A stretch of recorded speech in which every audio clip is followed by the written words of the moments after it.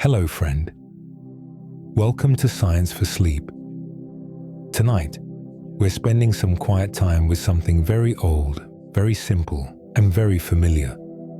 Bread. Bread has been part of human life for thousands of years. Long before cities, long before written language, long before clocks, people were already mixing grain and water and waiting. And interestingly, what many people think of as bread isn't always bread in the traditional sense. For most of human history, bread was made with only grain, water, and time. No yeast packets, no added sugars, no quick rise. What we now call bread often looks similar, but it behaves very differently in the body. If you enjoy these quiet journeys, you're welcome to subscribe. And if it feels natural, to leave a comment sharing where you're listening from tonight. It helps others find their way to this calm corner of the world, one sleepy traveler at a time. At some point today, someone tore a piece of bread by hand. Someone chewed slowly. Someone felt warmth, fullness, or comfort without giving it much thought. Bread does not rush. It asks for patience, for time, for waiting while something becomes ready. For generations, people have followed the same quiet sequence. Grinding grain, adding water, kneading dough, waiting for it to rise, waiting again. Long before bread was wrapped in plastic or sliced evenly, it was baked close to home. Dough rested under cloth. Heat came from stone or fire. The smell of baking bread spread slowly through living spaces. Early bread was not about convenience. It was about survival. And over time, it became something more. Even today, bread carries that same steady quality. It fills without overwhelming. It comforts without distracting. It satisfies without demanding attention. There is something deeply repetitive about bread. Hands pressing dough, the weight of flour, the warmth of an oven, the familiar sound of a crust breaking.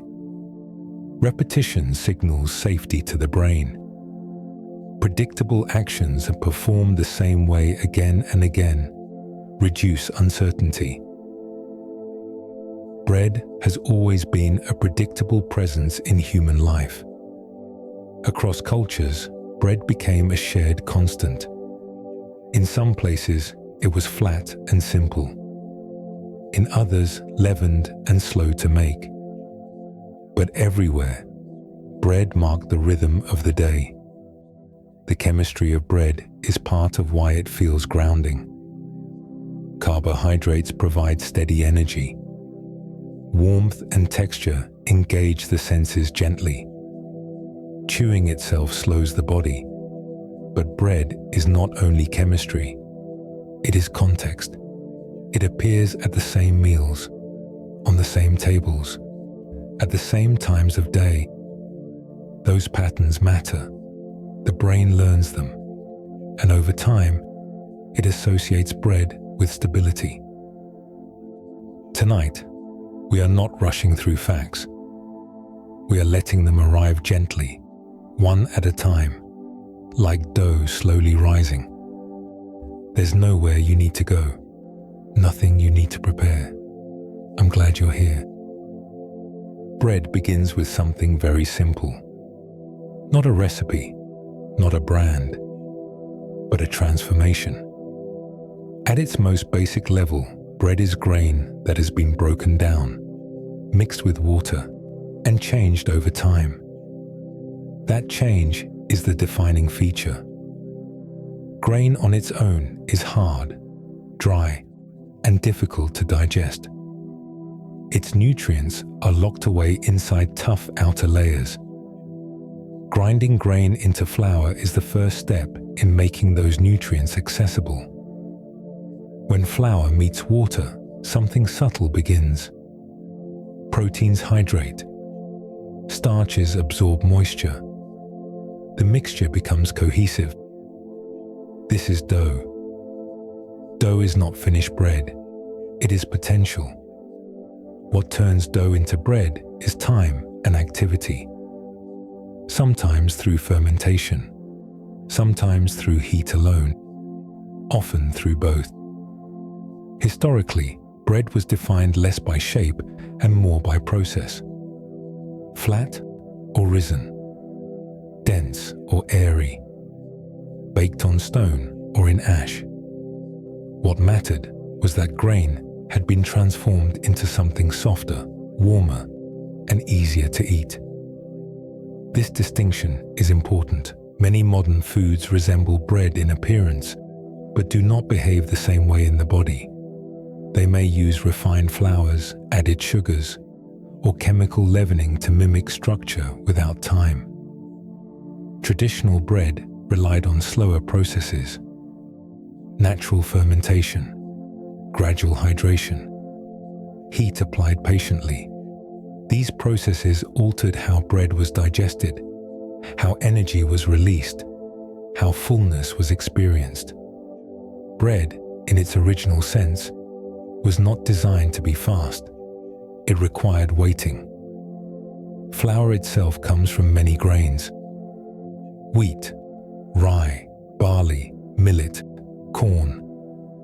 Each grain brings different properties, different proteins, different starch structures, different textures. But the principle remains the same. Grain is broken down. Water is added. Change is allowed to occur. Leavening is one form of that change. When microorganisms consume sugars in the dough, they produce gases. Those gases create pockets of air. The dough expands. Texture softens. But even unleavened breads change through heat. Starches gelatinize. Proteins set. The dough becomes stable. This transformation makes bread digestible and satisfying. It also changes how the body responds. Bread is often associated with fullness and comfort because it engages multiple systems at once: taste, smell, texture, chewing. Chewing itself is significant. It slows eating. It signals the digestive system to prepare. It activates muscles associated with calm, rhythmic movement. Bread is not meant to be rushed. Culturally, bread became a staple because it was reliable. Grain could be stored. Flour could be kept dry. Bread could be baked as needed. This reliability made bread central to daily life. But bread was never just fuel. It carried meaning because it required care. Dough had to be watched, handled, waited on. Even flatbreads required attention to heat and timing. The act of making bread naturally slowed the day. There were pauses built in, moments where nothing could be done but wait. This waiting shaped how bread was valued. Bread was shared, broken, passed. The phrase "breaking bread" exists because bread lends itself to division without loss. It can be shared easily. It invites togetherness without excess. Modern definitions of bread have expanded, sliced, packaged, engineered for speed. But beneath those variations, the original definition remains. Bread is grain transformed by water, time, and heat. Everything else is variation. Understanding this foundation matters because it explains why bread has held such a steady place in human life. It is not exciting. It is not dramatic. It is dependable. Bread becomes ready when it has been given enough time to change, not sooner. And this quiet requirement for patience is part of why bread has always felt grounding. Before bread nourishes the body, it teaches waiting. And that lesson has been repeated, quietly, for thousands of years. Bread did not arrive suddenly. It emerged slowly, alongside human settlement, long before written history recorded its presence. Long before ovens and kitchens, early humans gathered wild grains. They crushed seeds between stones, mixed the coarse meal with water, and heated it near fire. The result was simple, flat, and sustaining. This early form of bread was not baked for pleasure. It was baked for survival. Grains were among the first foods humans learned to store. Dried seeds could last through seasons. They could be carried, shared, saved. When ground and mixed with water, those seeds became easier to eat and digest. Heat completed the transformation. The earliest breads were likely cooked on hot stones or buried in ashes.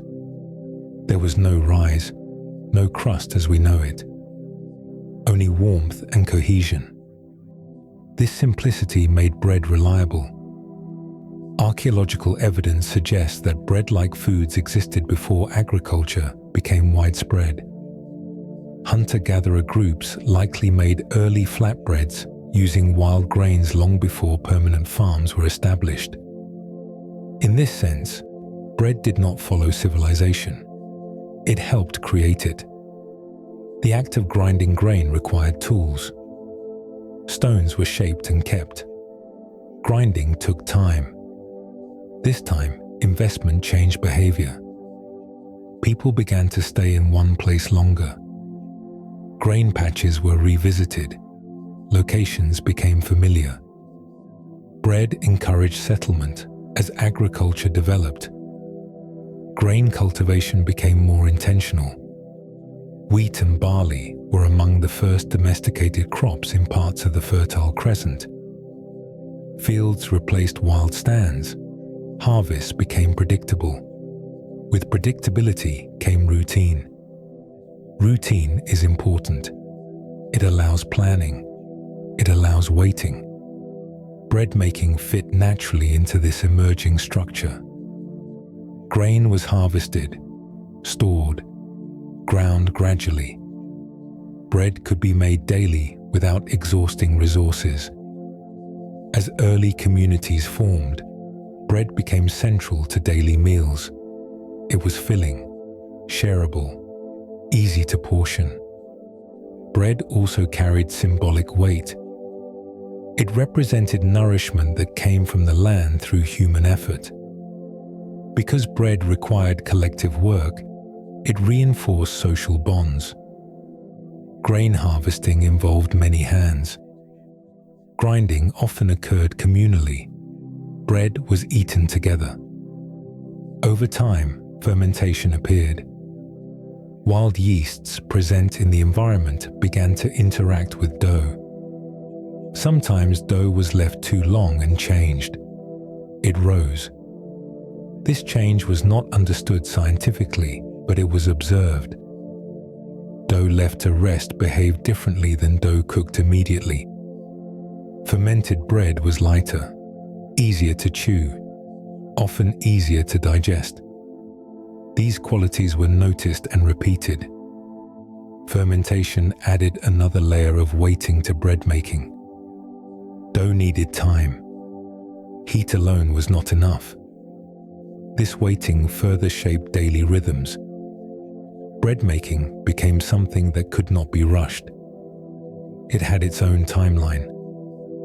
As bread spread across regions, different grains were used depending on climate. Wheat in some areas, rye in cooler regions, millet and sorghum elsewhere. Each grain produced bread with a different texture and flavor, but the underlying process remained the same. Bread adapted without losing its identity. Early ovens emerged as communities settled. Clay and stone structures held heat longer. Baking became more controlled. With ovens came consistency. Bread could be baked in batches, shared widely, saved briefly. Despite these advances, bread remained simple. It was not a luxury. It was a foundation. Even as societies grew more complex, bread stayed close to the earth. Grain, water, heat, time. This closeness grounded daily life. Bread was not consumed for excitement. It was consumed for steadiness. In times of scarcity, bread became more precious. In times of abundance, it remained familiar. Its role did not change dramatically. Bread's early appearance shaped how humans related to food. It introduced the idea that nourishment could be planned. That effort invested now would pay off later. This delayed reward required patience. Patience became part of daily life. Bread taught people to wait, to prepare, to trust that time would complete what hands began. Long before bread was sliced or packaged, it existed as a quiet companion to human life. It supported settlement, routine, and shared meals. And in doing so, it helped shape the slow, steady rhythm that still surrounds bread today. Even now, every loaf carries traces of those earliest moments. Grain ground by hand, dough resting, heat applied patiently. Bread did not begin as an invention. It began as a response to time. And that response has remained quietly ever since. As bread became more dependable, human life slowly reorganized around it. Not through sudden change, but through accumulation. Small decisions repeated over generations. Bread supported staying in one place. When grain could be grown, harvested, and stored, constant movement became less necessary. Groups lingered longer near fields and water. Shelters became sturdier. Paths became familiar. This stability changed how time was experienced. Daily life began to stretch forward. There were seasons to anticipate, harvest to prepare for, moments of waiting built into the year. Bread fit naturally into this emerging structure. Unlike foods that needed to be eaten immediately, grain allowed delay. It could be dried, stored, protected. This storage created security. Security reduced urgency. When food was no longer only about the next meal, attention could move outward. Tools improved. Relationships deepened. Rituals formed. Bread was present through all of this. Grinding grain required effort and repetition. It was often done communally. Hands moved together. Rhythms formed. Repetitive physical tasks regulate attention. They quiet internal noise. They create shared focus without conversation. Bread making became a natural anchor for social life. As communities grew, bread helped organize labor. Some tended fields, some ground grain, some baked. Each role supported the others. Bread was not owned by one person alone. It moved through hands. It was divided, shared. This division reinforced cooperation. Because bread was simple, it did not mark hierarchy strongly. It was eaten by everyone, leaders and laborers alike. This universality gave bread a special role. It became a baseline of nourishment. Meals centered around it. Bread did not need explanation. Its presence was understood. Over time, bread also shaped how people related to time and effort. Work invested earlier produced nourishment later. Waiting became meaningful. This pattern reinforced patience. Patience allowed planning. Planning allowed civilization to grow. As settlements expanded, bread adapted to new scales. Larger ovens were built. Communal baking spaces appeared. These spaces became gathering points. People waited together, talked quietly, shared warmth. Bread created pauses in the day. Those pauses reduced constant motion. As societies developed writing and trade, bread remained close to daily life. It did not become rare or ceremonial. It stayed ordinary. This ordinariness gave it power. Bread marked the difference between scarcity and stability. Its presence meant things were holding together. Its absence was felt immediately. Because bread was tied to land and labor, it anchored people emotionally. It represented continuity, one harvest to the next, one generation to the next. Children learned bread making by watching, by repeating, by waiting. The knowledge passed quietly. No single moment defined bread's role in civilization. Instead, it accumulated weight over time. Each loaf carried memory of fields, of seasons, of shared effort. Bread also influenced how people rested. After baking, there was nothing to do but eat and sit. Warm bread encouraged slowing. The body responded to fullness. The mind softened. These moments of rest reinforced the cycle.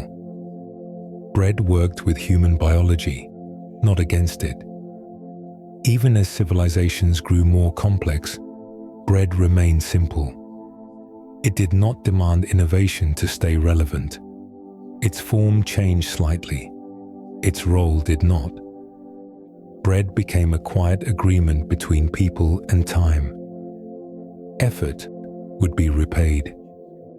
Waiting would be worth it. This agreement supported trust in land, in seasons, in each other.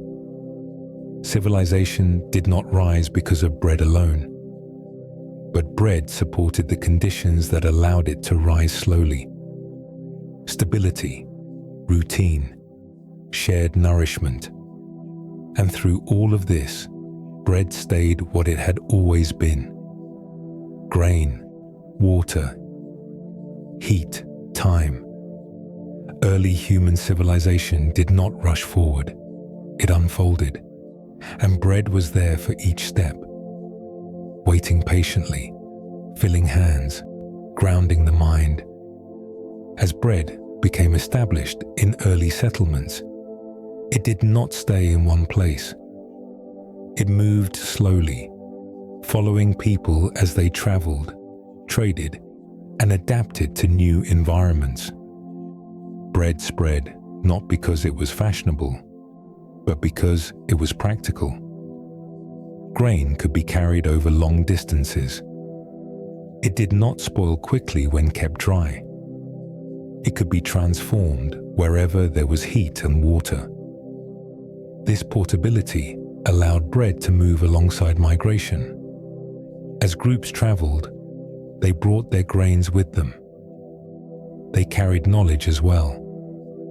How to grind, how to mix, how long to wait. Bread changed shape as climates changed. In warmer regions, flatbreads became common. They baked quickly. They required less fuel. They fit easily into daily routines. In cooler regions, denser loaves emerged. Longer baking times made sense. Fermentation helped preserve bread longer. Each environment shaped bread differently, but the core idea remained intact. Bread did not erase local food traditions. It blended with them. In some places, bread was eaten alongside soups and stews. In others, it became a base for vegetables, oils, or herbs. Sometimes it replaced utensils. Sometimes it replaced plates. Bread adapted quietly. Trade routes accelerated this spread. Grain varieties traveled with merchants. Techniques moved from region to region. An oven design in one place inspired another elsewhere. A fermentation method was noticed and repeated. These exchanges happened gradually, over generations. Bread did not arrive as something foreign. It felt familiar almost immediately. This familiarity mattered. Foods that require explanation are often resisted. Bread rarely did. Its ingredients were visible. Its preparation could be observed. Its effects were felt quickly. As bread spread, it became part of cultural identity. Different shapes and textures marked regions. Different grains marked landscapes.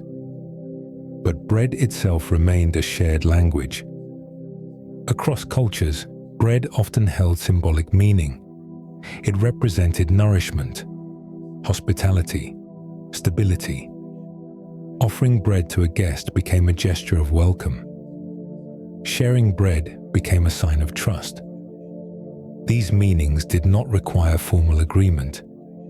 They emerged naturally through repetition. Bread also crossed social boundaries.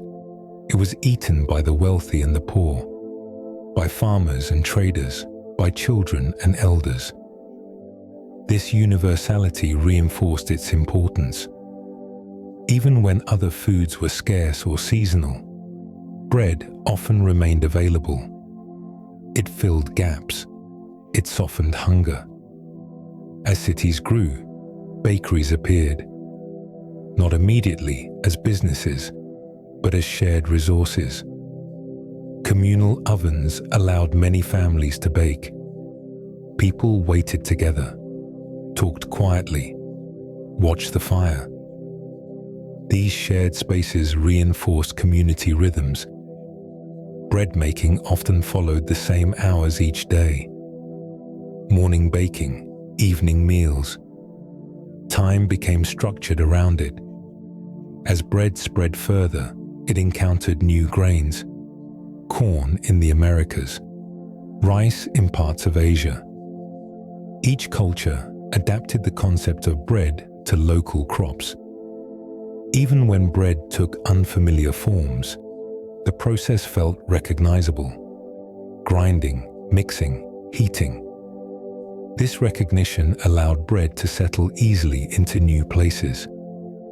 Unlike foods tied strongly to ceremony, bread remained flexible. It fit into daily life without requiring special occasions. This flexibility helped it endure. Bread did not need reinvention to remain relevant. It only needed to continue. Through movement and adaptation, bread became one of the few foods that connected distant cultures without forcing uniformity. It allowed difference while maintaining familiarity. And as it spread, bread carried with it the same quiet lesson. That nourishment could be steady, that waiting could be worthwhile, that something simple could sustain many lives. Bread moved slowly across the world, and wherever it arrived, it stayed. Not loudly, not forcefully, but reliably. And that reliability became its greatest strength. Bread did not become important only because it fed people. It became important because it fit into the rhythm of the day. As bread spread across cultures, it settled into routines quietly. It appeared in the morning, at midday, in the evening. Not as a special event, but as something expected. Daily rituals are powerful because they reduce decision-making. When something appears at the same time, in the same way, the body relaxes into familiarity. Bread became one of those anchors. In many households, the day began with bread, sliced, torn, warmed. The act was often simple. There was no need to plan. Bread was already there. This predictability mattered. The brain responds to repeated patterns by lowering alertness. When the environment behaves as expected, there is less need to scan for change. Bread's daily presence signaled stability. Making bread also became ritualized. In homes where bread was baked regularly, the process followed familiar steps: measuring flour, adding water, kneading, waiting. These steps rarely changed. Repetition allowed the body to move without effortful thought. Hands learned the texture of dough. Eyes learned when it was ready. This kind of embodied knowledge is calming. It shifts attention away from abstract thinking and into physical sensation. Bread making required pauses. Time for dough to rest. Time for heat to build. Time for baking to finish. During these pauses, nothing could be rushed. Waiting became part of the ritual. These waiting periods often created natural breaks in the day, moments where other tasks slowed or stopped, moments where people sat, talked quietly, or simply rested. Bread structured time without forcing it. Unlike meals that required complex preparation, bread was forgiving. It allowed flexibility. It could be eaten alone or shared, quickly or slowly. This flexibility made bread easy to include in daily life. In many cultures, bread was eaten by hand. This physical contact increased sensory engagement. Texture, temperature, resistance. Touching food directly strengthens awareness of eating.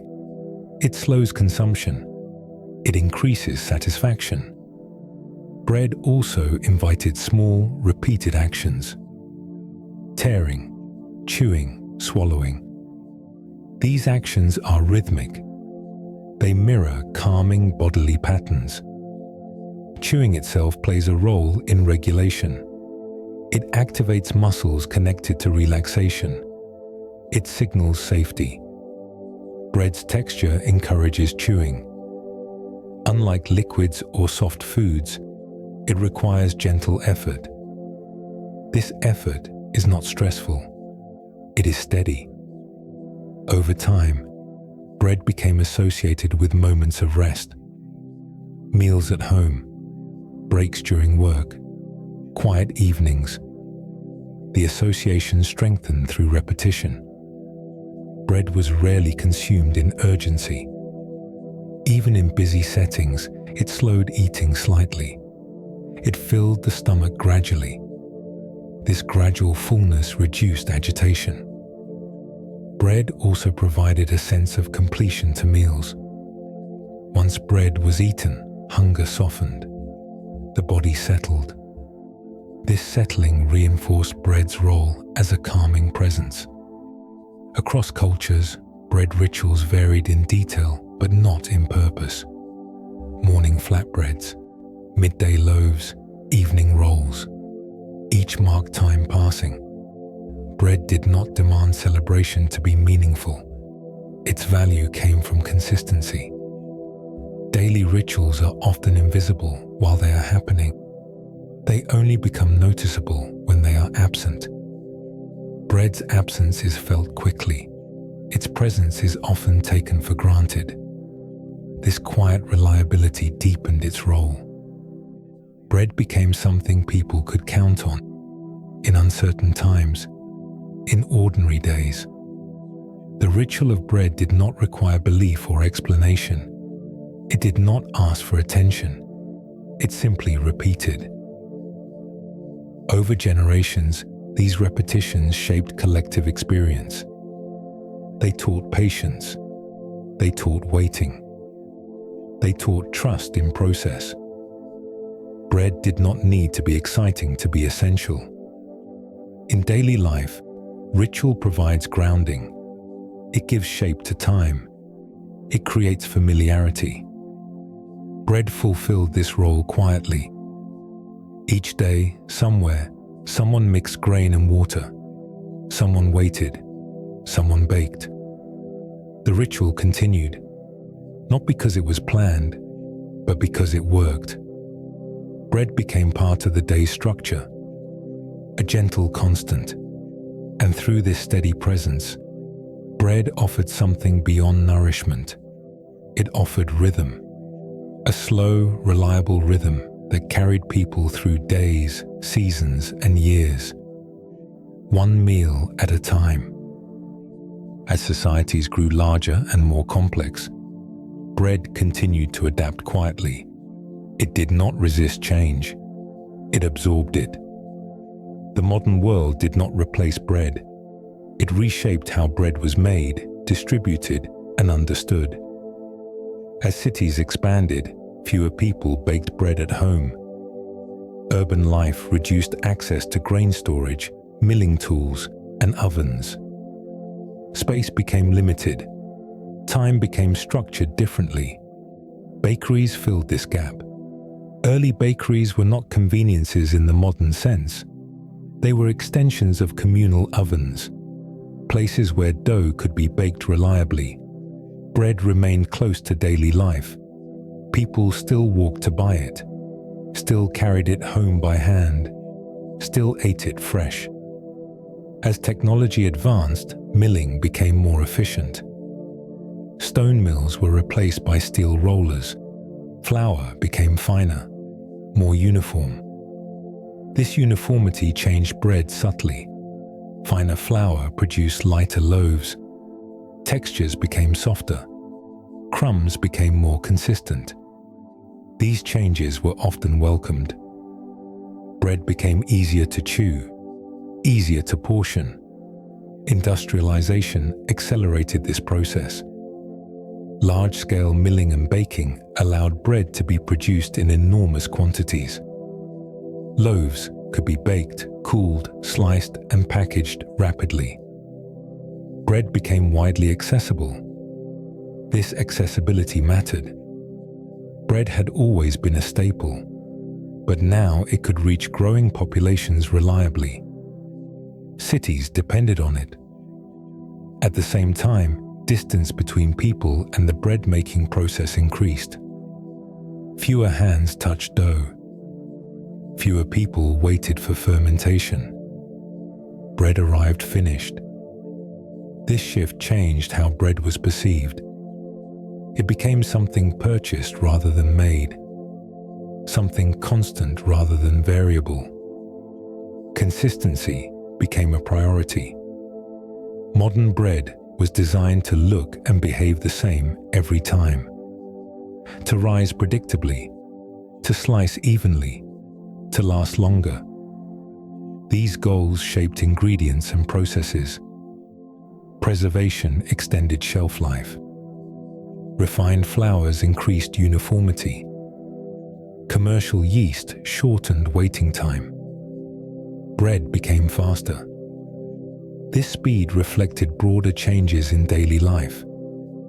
Schedules tightened, meals shortened, waiting became less common. Bread adapted by fitting into this pace. Sliced bread is often described as a symbol of modern convenience. It requires no preparation, no tearing, no waiting. Yet even in this form, bread retained its role. It still filled. It still grounded meals. It still provided familiarity. In many homes, bread became the most predictable item on the table, available at any time, used in many ways. Toast in the morning, sandwiches at midday, a slice alongside dinner. Bread continued to mark transitions in the day. Despite industrialization, traditional breads did not disappear. They persisted alongside modern forms. In some places, sourdough cultures were maintained quietly. In others, flatbreads remain central to daily meals. Even within modern systems, older rhythms survived. People continued to seek bread that felt slower, heavier, more textured. This suggests something important. While modern life changed how bread was produced, it did not change what people wanted from it. They still sought nourishment that felt steady, food that did not demand attention. Bread's role as a calming presence remained. Modern bread also became more symbolic. Phrases like daily bread continued to represent basic needs. Bread remained associated with sustenance rather than indulgence. Even in abundance, bread stayed modest. It was rarely the focus of celebration. It was what made celebration possible. As bread entered supermarkets and factories, it also entered memory differently. Children grew up with the smell of toast, with the sound of crust breaking, with the feel of a slice in their hands. These sensory experiences became familiar markers of home. Familiarity matters. The nervous system relaxes when environments repeat themselves. Bread's presence reinforced this repetition. Even when bread was mass-produced, it still appeared at the same moments. Breakfast tables, lunch breaks, evening meals. The rhythm remained. Bread's journey into the modern world was not a story of loss alone. It was a story of continuity through change. Its form shifted, its scale expanded, but its role stayed remarkably stable. Bread continued to support daily life quietly, to fill gaps, to soften hunger. In a world that sped up, bread remained slow by nature. It still required grain to grow. It still required heat to transform. No matter how advanced the system, bread could not escape time entirely. This limitation kept bread grounded, and because of that, bread retained its place. Not as something extraordinary, but as something dependable. In the modern world, surrounded by complexity and speed, bread remained what it had always been. A simple food, a steady presence, a quiet companion to daily life. As bread moved into the modern world, it remained closely tied to the home. Even when it was no longer baked there, it continued to shape domestic rhythms. Bread often occupies a familiar place. On the counter, in a cupboard, on the table. Its presence is rarely questioned. Because bread is expected, it becomes part of the background of daily life. This background role is important. Objects that remain constant help the nervous system relax. They reduce the need for attention. Bread does this quietly. In many homes, bread is one of the first foods encountered each day. Toast in the morning, a roll with breakfast, a piece torn and eaten without ceremony. Morning routines rely on predictability. Bread supports this. The smell of bread warming fills the space gently. It signals the start of the day without urgency. There is no rush built into the act. Bread also appears during transitions, between work and rest, between activities, between meals. A small piece eaten while waiting, a slice paired with soup or fruit. These small moments matter. They create pauses. Pauses allow the body to reset. They interrupt constant motion. Bread encourages these interruptions naturally.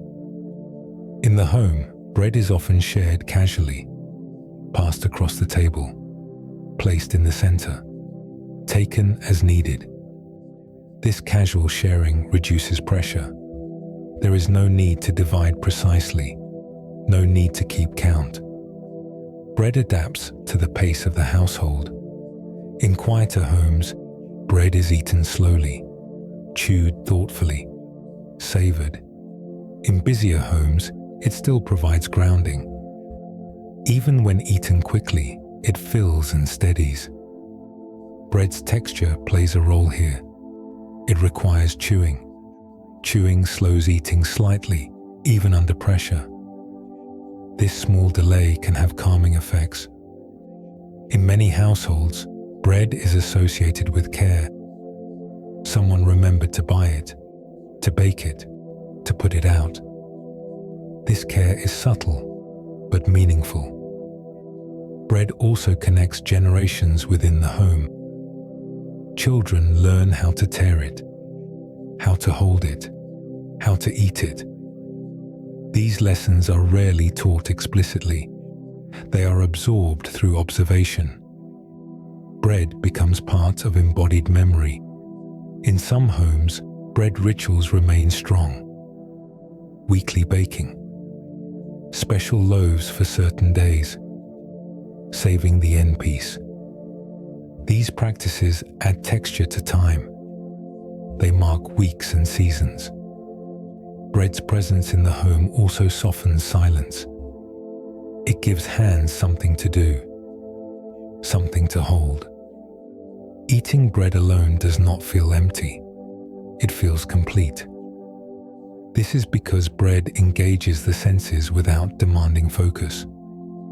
Taste, smell, touch. Attention can drift while eating bread. Thoughts can wander.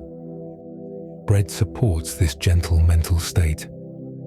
Even when bread is bought rather than made, it carries echoes of earlier processes.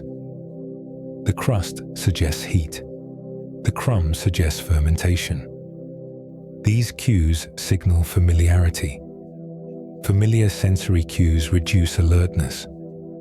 In times of stress, people often return to simple foods.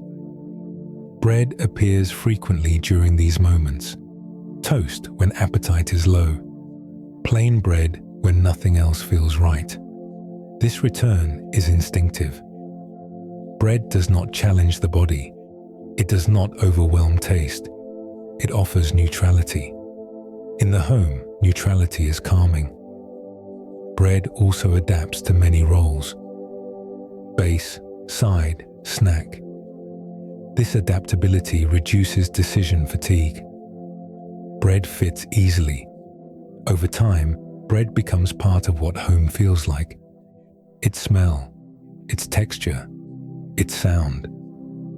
These sensory associations deepen. They create emotional safety. Even in unfamiliar houses, bread can create familiarity. A slice on a plate, a loaf on the counter. The space feels lived in. Bread's quiet presence helps anchor domestic life. It provides continuity from day to day. Meals come and go. Schedules shift. Bread remains. In the home, bread does not announce itself. It waits. And through that waiting, it supports the rhythm of daily living. Not by standing out, but by staying. A steady element in changing days. One slice at a time. Bread's quiet presence in daily life is supported by something much larger. Fields, seasons, cycles of growth that operate beyond any single household. Behind every loaf is agriculture. Grain cultivation allowed bread to exist at scale. Unlike many foods, grain could be grown in large quantities and stored for long periods. This storage capacity changed how food systems worked. Grain created buffers. Harvest produced more than was immediately needed. Surplus could be saved, distributed, traded. This surplus reduced vulnerability. Agriculture introduced regularity, planting in spring, harvesting in late summer or fall, storage through winter. These seasonal rhythms shape societies. Bread making followed these rhythms. Flour came from stored grain. Bread could be baked year-round. This continuity mattered. In early agricultural societies, grain became a foundation of economic life. It could be measured, counted, taxed. Grain functioned as both food and resource. Because grain was stable and divisible, it supported trade. Communities exchanged grain for tools, labor, or other goods. Bread became indirectly tied to commerce. As agriculture expanded, fields grew larger. Irrigation improved. Crop yields increased. Bread became more available. Availability reduced uncertainty around meals. This stability allowed populations to grow. Larger populations required more organized food systems. Storage facilities were built. Granaries protected harvests from pests and weather. These structures became central to settlements. The presence of full granaries was a sign of security. Grain shortages, on the other hand, were felt immediately. Bread became scarce. Social stress increased. Because bread was so central, its absence carried weight. This relationship between bread and scale continued as societies expanded. Empires depended on grain supplies. Cities relied on steady inflows. Bread fed armies, workers, families. It supported daily life at every level. As agriculture mechanized, scale increased dramatically. Plows improved. Harvesting tools evolved. Eventually, machines replaced manual labor. This mechanization allowed vast fields to be cultivated efficiently. Bread became more abundant. At the same time, distance grew between people and fields. Many no longer saw grain grow. Bread arrived already processed. This distance changed perception, but not dependence. Bread remained essential. Large-scale agriculture also introduced uniformity. Certain grain varieties were favored for yield and consistency. Bread became more predictable. Predictability supported mass distribution. Flour could be standardized. Baking times optimized. Results repeated. These efficiencies fed growing populations. However, scale also required careful management. Soil health, weather variability, storage logistics. Grain systems needed constant attention. This attention ensured continuity. Even at large scale, bread remained vulnerable to time and nature. Drought, flood, pest. These forces reminded societies that bread depended on conditions beyond control. Because of this dependence, bread retained symbolic meaning. It represented security earned through cooperation with natural cycles. Agriculture taught patience. Seeds planted months before harvest required trust. Waiting became necessary. Bread carried this waiting forward into daily life. Even when bread was mass-produced, it still depended on seasons. Grain still grew according to climate. Time could not be eliminated. This limitation grounded bread. Grain also shaped landscapes. Fields replaced forests. Patterns emerged across regions.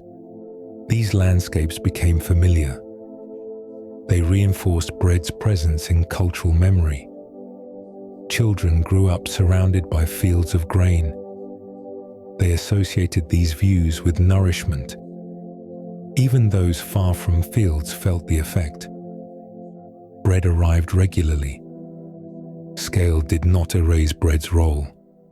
It extended it. From small villages to large cities, bread remained a constant. Its production expanded, but its purpose stayed the same: to feed reliably, to support routine. Bread at scale is still bread. Grain transformed through time and heat. The system behind it grew vast, but the result remained simple. A loaf, a slice, a meal. Bread's ability to exist at both small and large scales is part of why it endured. It worked for households and for civilizations. And through all of this, bread continued to serve quietly, anchoring daily life to land, seasons, and time, one harvest at a time. Bread begins long before flour, dough, or ovens. It begins in fields, with plants that grow slowly and predictably. Wheat is the grain most often associated with bread, but it is only one of many. Rye, barley, oats, millet, sorghum, corn. Each grain has its own rhythm, its own growing season, its own relationship with climate and soil. Wheat became central to bread making because of how it behaves when mixed with water. Its proteins form gluten, a network that traps air and gives dough structure. This structure allows bread to rise and hold shape. But wheat itself is not a single plant. There are many varieties. Hard wheat, soft wheat, winter wheat, spring wheat. Each variety produces flour with slightly different properties. Some are better for dense breads, others for softer loaves. The wheat plant grows in stages: seed, sprout, blade, head. This growth takes time. Months pass between planting and harvest. During this time, the plant responds to sunlight, rainfall, and temperature. It adjusts gradually. Grain development is slow and steady. This slowness matters. Plants that grow slowly store energy differently than those that grow quickly. Their starches develop in layered structures. Their nutrients accumulate gradually. When wheat is harvested, it is dry and dormant. The seed is complete, waiting. Grinding breaks this dormancy. It exposes the interior. It prepares the grain for transformation. Other grains behave differently. Rye produces dough that is denser and more elastic. Barley contains less gluten and is often mixed with other flours. Corn does not form gluten at all and produces crumbly breads unless treated carefully. These differences shaped regional breads. In colder climates, rye thrived. In warmer regions, millet and sorghum were more reliable. Corn became central in the Americas. Bread adapted to what the land could support. Grains are resilient plants. They can survive wind, heat, and cold. They grow in large numbers. This resilience made them suitable for early agriculture. Fields of grain also create visual patterns. Tall stalks moving together in the wind, repeating shapes across the land. These patterns are calming to observe. The predictability of grain growth reinforced human routines. Planting followed seasons. Harvest followed maturity. This regularity shaped how people related to time. Grains also require cooperation. Planting large fields takes many hands. Harvesting must be timed carefully. Bread begins with collective effort. Once harvested, grains can be stored for long periods. Dry grain resists spoilage. It waits. This waiting is part of bread's story. Grain does not demand immediate use. It allows flexibility. This flexibility reduces stress around food availability. Different grains carry different flavors and textures. Whole grains retain bran and germ. Refined grains remove these layers. These choices affect taste and digestion. Whole grains are denser. They require more chewing. They release energy more gradually. Refined flours are lighter. They produce softer bread. These differences became cultural preferences over time. But at the plant level, all grains share something important. They convert sunlight into stored energy. They hold it patiently. Bread is sunlight made solid. When bread is eaten, this stored energy is released slowly through digestion.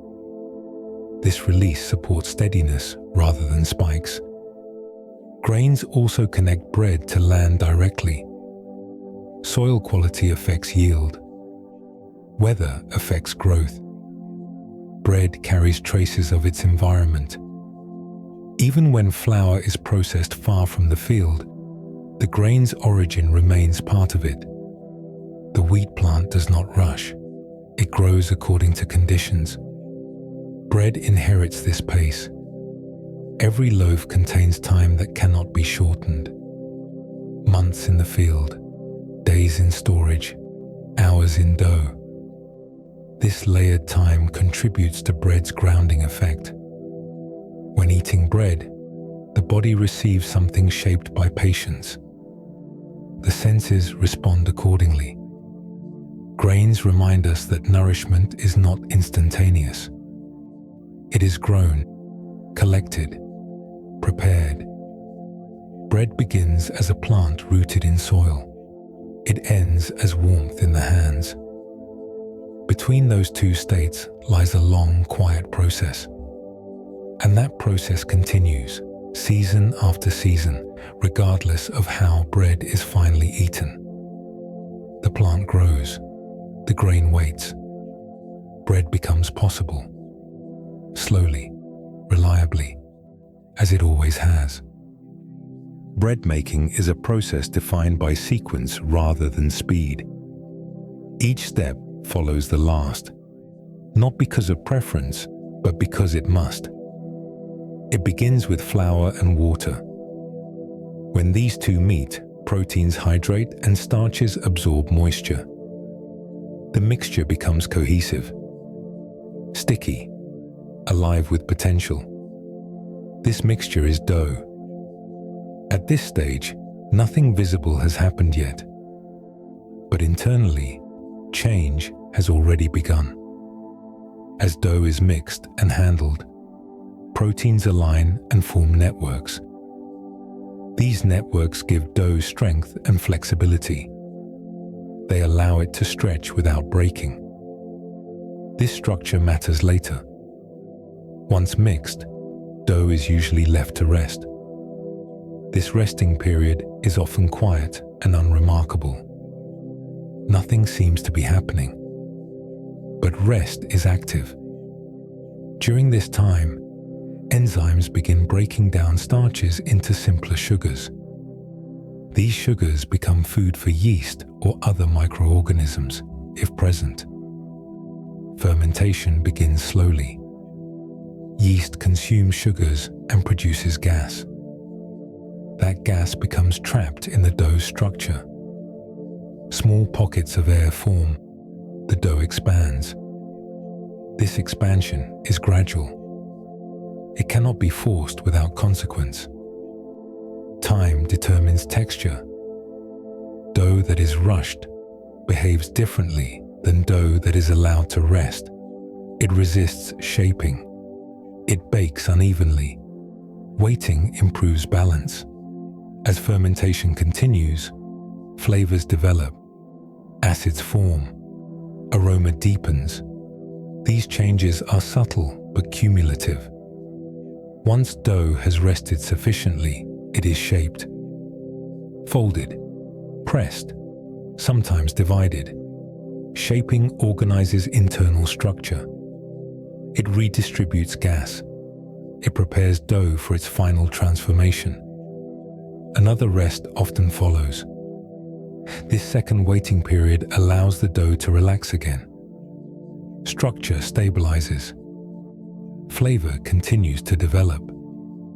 Heat comes last. When dough enters an oven, changes occur rapidly.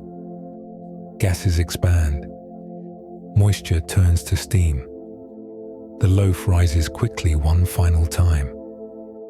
This is the moment where form is set. Proteins solidify. Starches gelatinize. The bread becomes stable. The crust forms as moisture escapes from the surface. Sugars and proteins react under heat, producing color and aroma. This reaction creates the familiar smell of baking bread. As bread cools, internal steam redistributes. Texture settles. The crumb becomes cohesive. Cooling is part of the process. Cutting bread too early disrupts this settling. The interior may feel wet or dense. Waiting completes the transformation.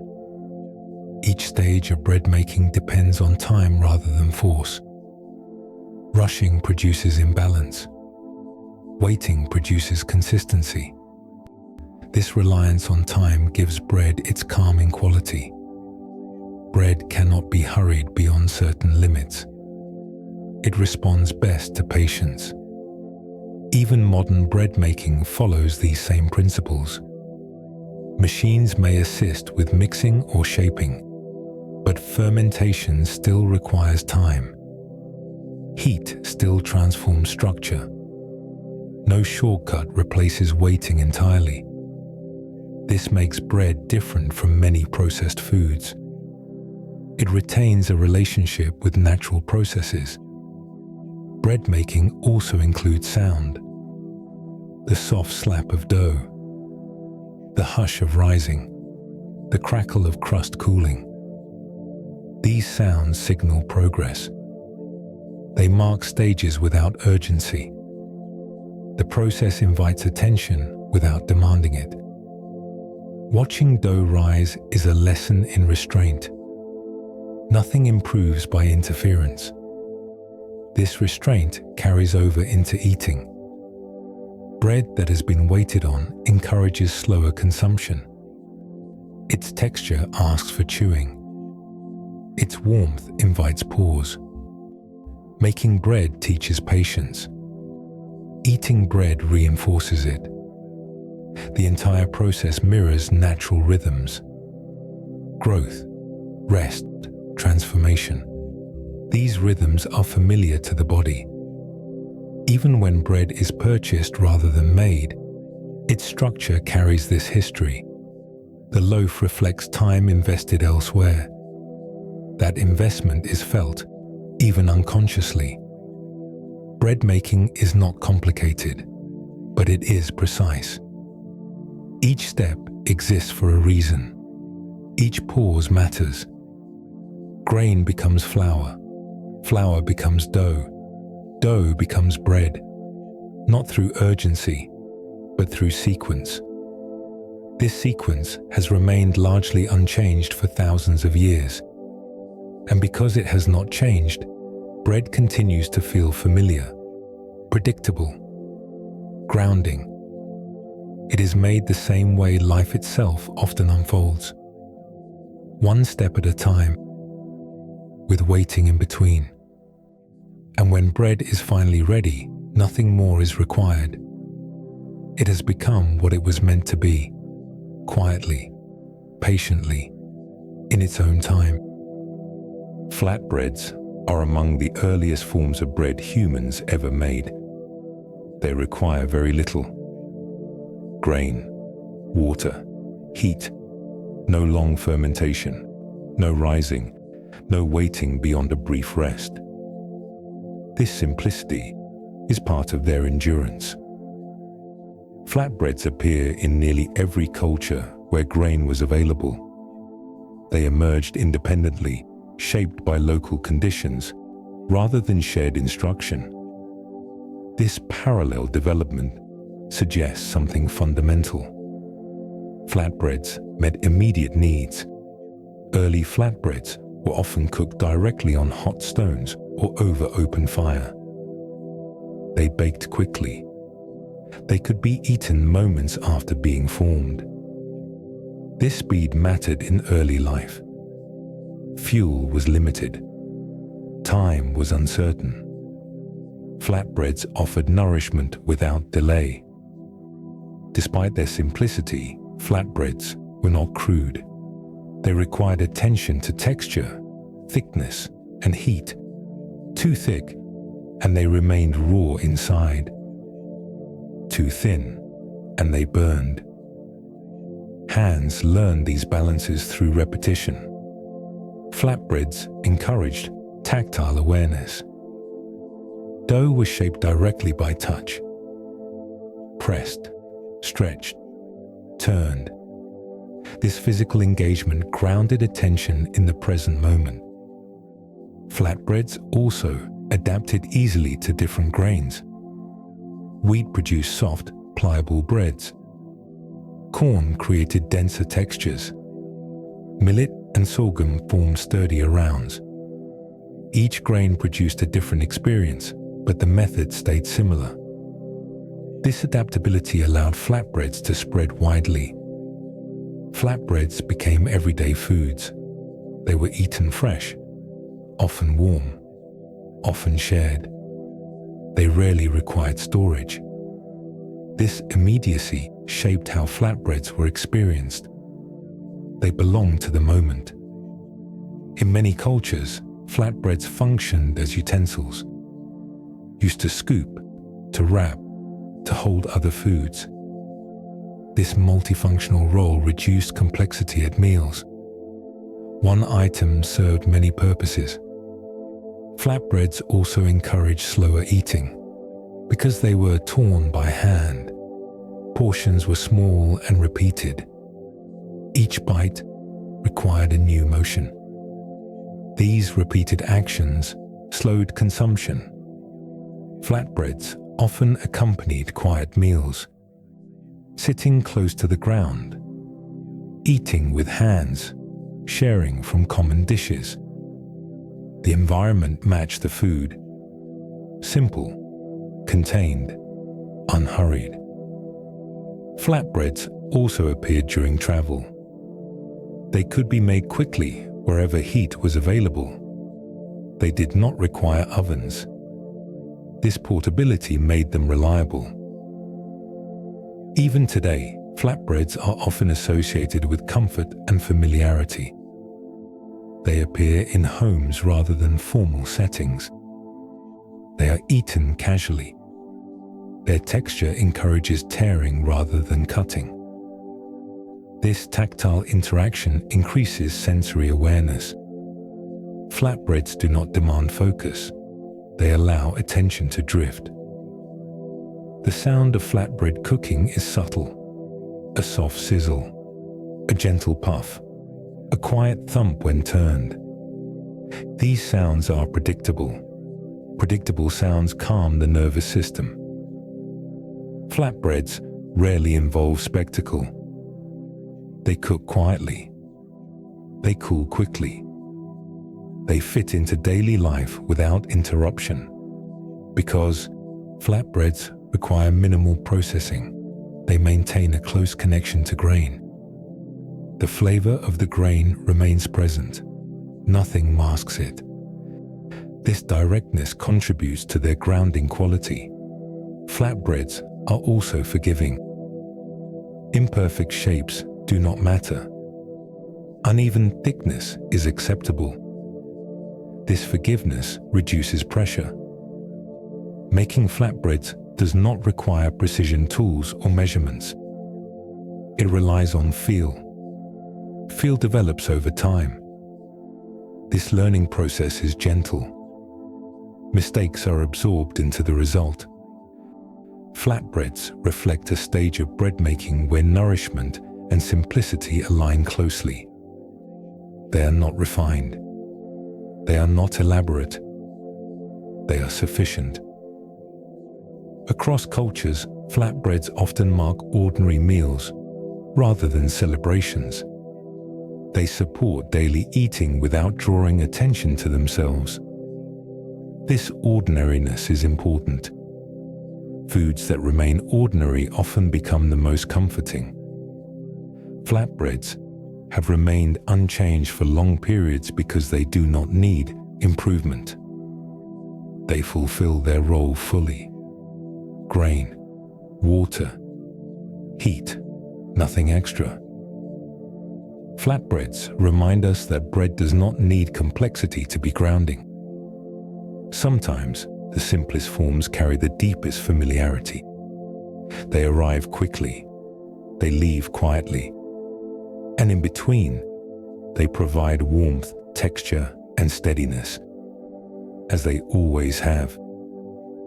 Flatbreads remain close to the beginning of bread's story, and because of that, they still feel close to home. Leavened bread represents a quiet turning point in the history of bread, not because it replaced earlier forms, but because it introduced time as an active ingredient. Before leavening, bread changed primarily through heat. Flatbreads transformed quickly. They were shaped and baked in close succession. Leavened bread added waiting. This waiting altered texture, flavor, and experience. Leavening occurs when gases become trapped inside dough, creating pockets of air.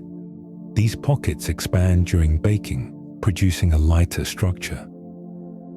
The result is bread that is softer, taller, and more elastic. Early leavening was not planned, it was discovered. Dough left to rest longer than expected sometimes behaved differently. It expanded. It smelled different. It baked differently.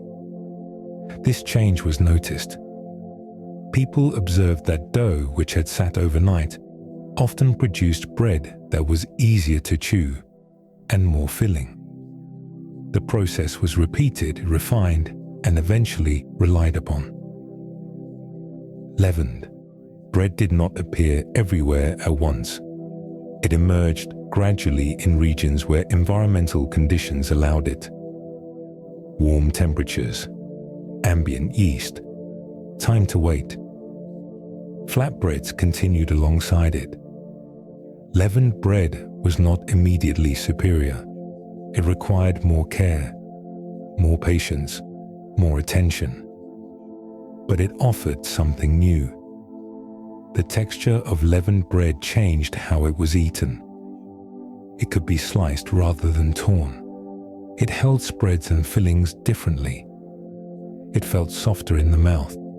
These changes altered eating behavior. Leavened bread encouraged blauatan, slower chewing. Its structure resisted collapse. It required gentle effort. This effort extended meals slightly. Leavened bread also carried more aroma. Fermentation produces compounds that deepen smell and flavor. Baking amplified these aromas. The smell of leavened bread became familiar and comforting. Scientifically, leavening improves digestibility. Fermentation begins breaking down complex carbohydrates and proteins before baking. This pre-processing reduces digestive effort. Leavened bread often feels lighter in the body, even when caloric content is similar to flatbreads. This sensation influenced preference. Over time, leavened bread became associated with abundance. It required enough grain to allow for loss during fermentation. It required fuel for longer baking. These requirements linked leavened bread to more settled societies. In places where resources were stable, leavened bread thrived. In places where speed and portability mattered more, flatbreads remained central. Leavened bread also changed storage patterns. It stayed soft longer. It could be eaten over several days. This durability mattered in households. A single loaf could support multiple meals. As techniques improved, leavened bread became more predictable. Starters were saved. Fermentation times were learned. Results became consistent. Consistency built trust. People came to expect certain textures and behaviors from bread. A loaf would rise. It would spring back when pressed. It would slice cleanly. These expectations shaped baking practices. Leavened bread also influenced social rituals. Larger loaves were shared. Slices were passed. The act of cutting bread became common. Cutting introduces order. Portions become equal. Distribution becomes structured. This structure reflected broader social organization. Leavened bread did not eliminate bread's grounding quality. It expanded it. Waiting for dough to rise introduced longer pauses into daily life. These pauses could not be skipped. The baker waited. The household waited. This waiting slowed time perceptually. Watching dough rise is a lesson in restraint. Interference rarely helps. Leavened bread rewarded patience. It also taught attention. Dough rising too long collapsed. Too little time produced density. Balance mattered. This balance mirrored other aspects of life. Too much force, too little rest. Leavened bread tried these lessons quietly. As leavened bread spread, it became part of everyday meals rather than special occasions. Its complexity did not make it ceremonial. It remained ordinary. This ordinariness is key. Foods that require constant novelty fade. Foods that integrate into routine endure.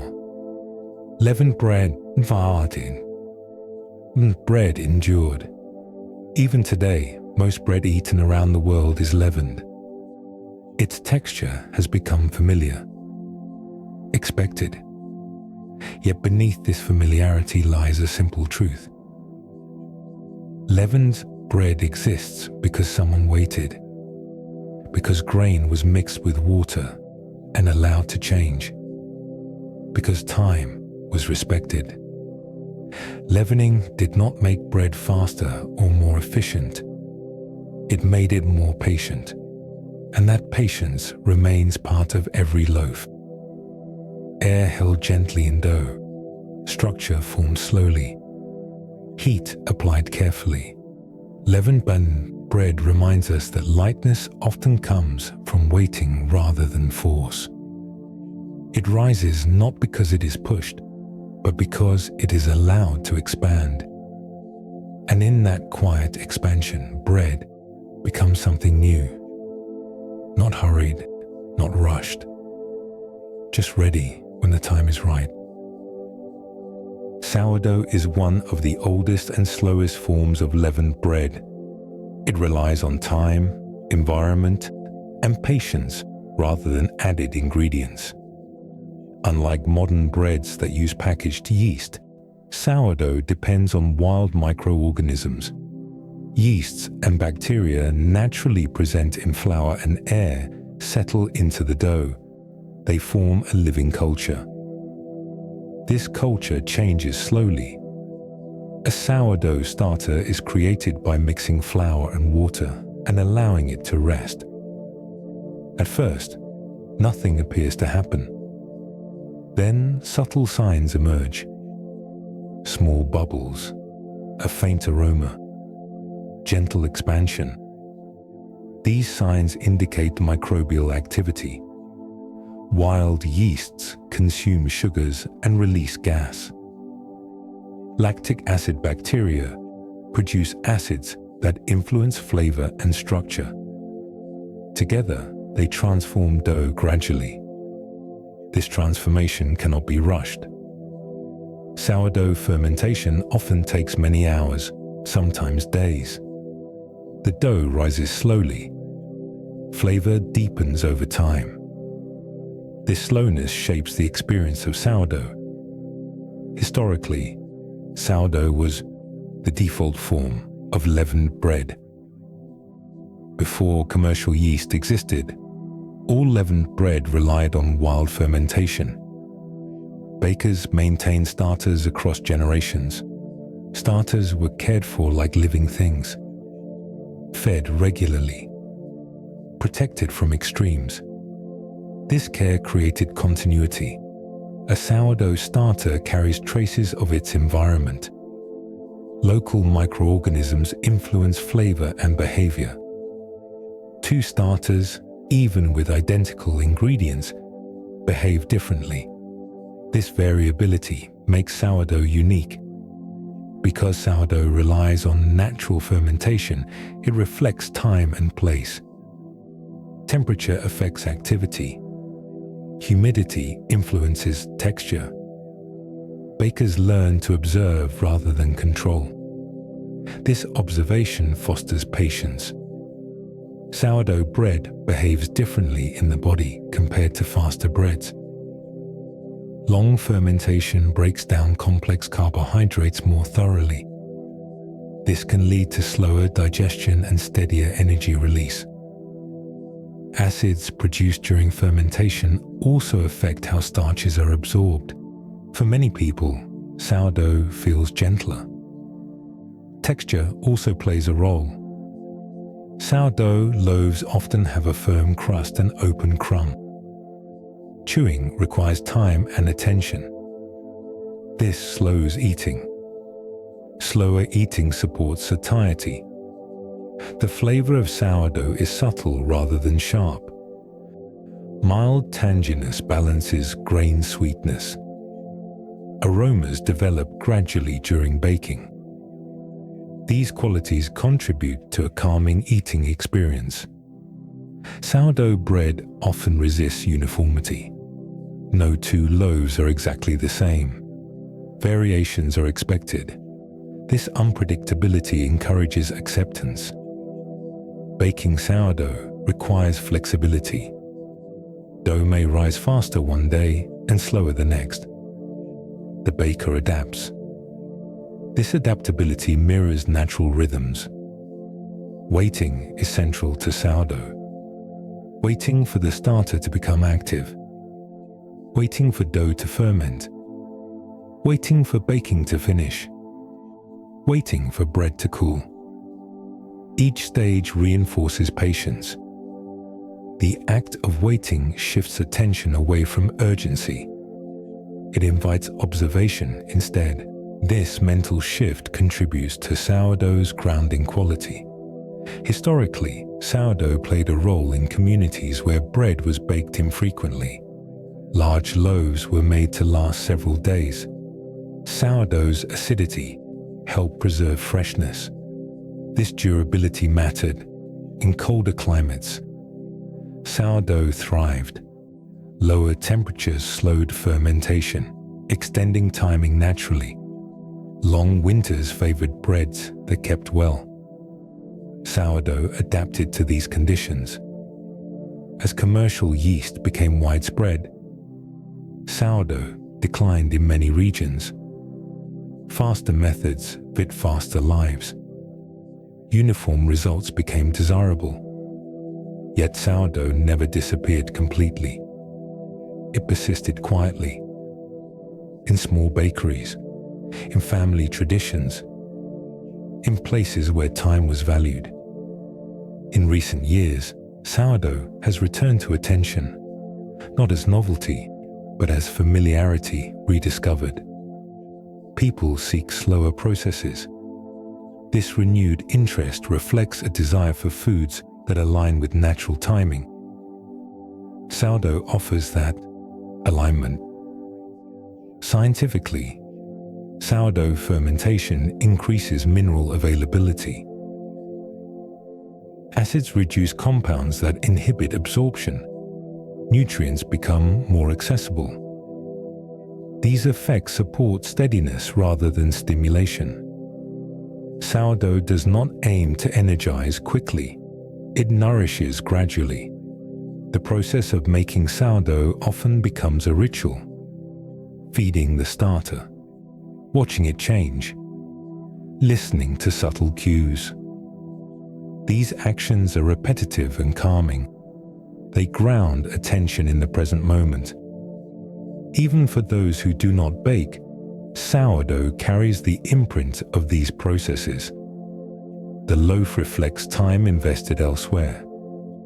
Eating sourdough often feels different, more deliberate, more satisfying. This difference is not dramatic. It is quiet.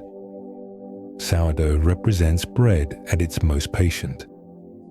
It accepts variability. It embraces waiting. In a world that often prioritizes speed, sourdough remains slow by nature. It does not hurry. It rises when conditions allow. It develops flavor, gradually. It becomes ready in its own time. And in that slowness, sourdough offers something steady. A reminder that nourishment does not need to be immediate to be complete. Grain, water, microbes, time, nothing more. Sourdough continues quietly, loaf after loaf, unchanged in principle, adaptable in practice, waiting as it always has, until it is ready. Bread changes significantly depending on how much of the grain is retained. Whole grain and refined breads begin with the same plants, but diverge during processing. A grain kernel has three main parts: the bran, the germ, and the endosperm. Whole grain flour includes all three. Refined flour removes the bran and germ, leaving mostly endosperm. This removal changes texture, flavor, and behavior. Whole grain breads are denser. They retain more fiber. They require more chewing. Refined breads are lighter. They rise more easily. They feel softer. These differences influence how bread is experienced. Whole grain bread slows eating. Its texture encourages deliberate chewing. Each bite requires effort. This effort affects digestion. Chewing stimulates saliva production. Saliva begins breaking down starches.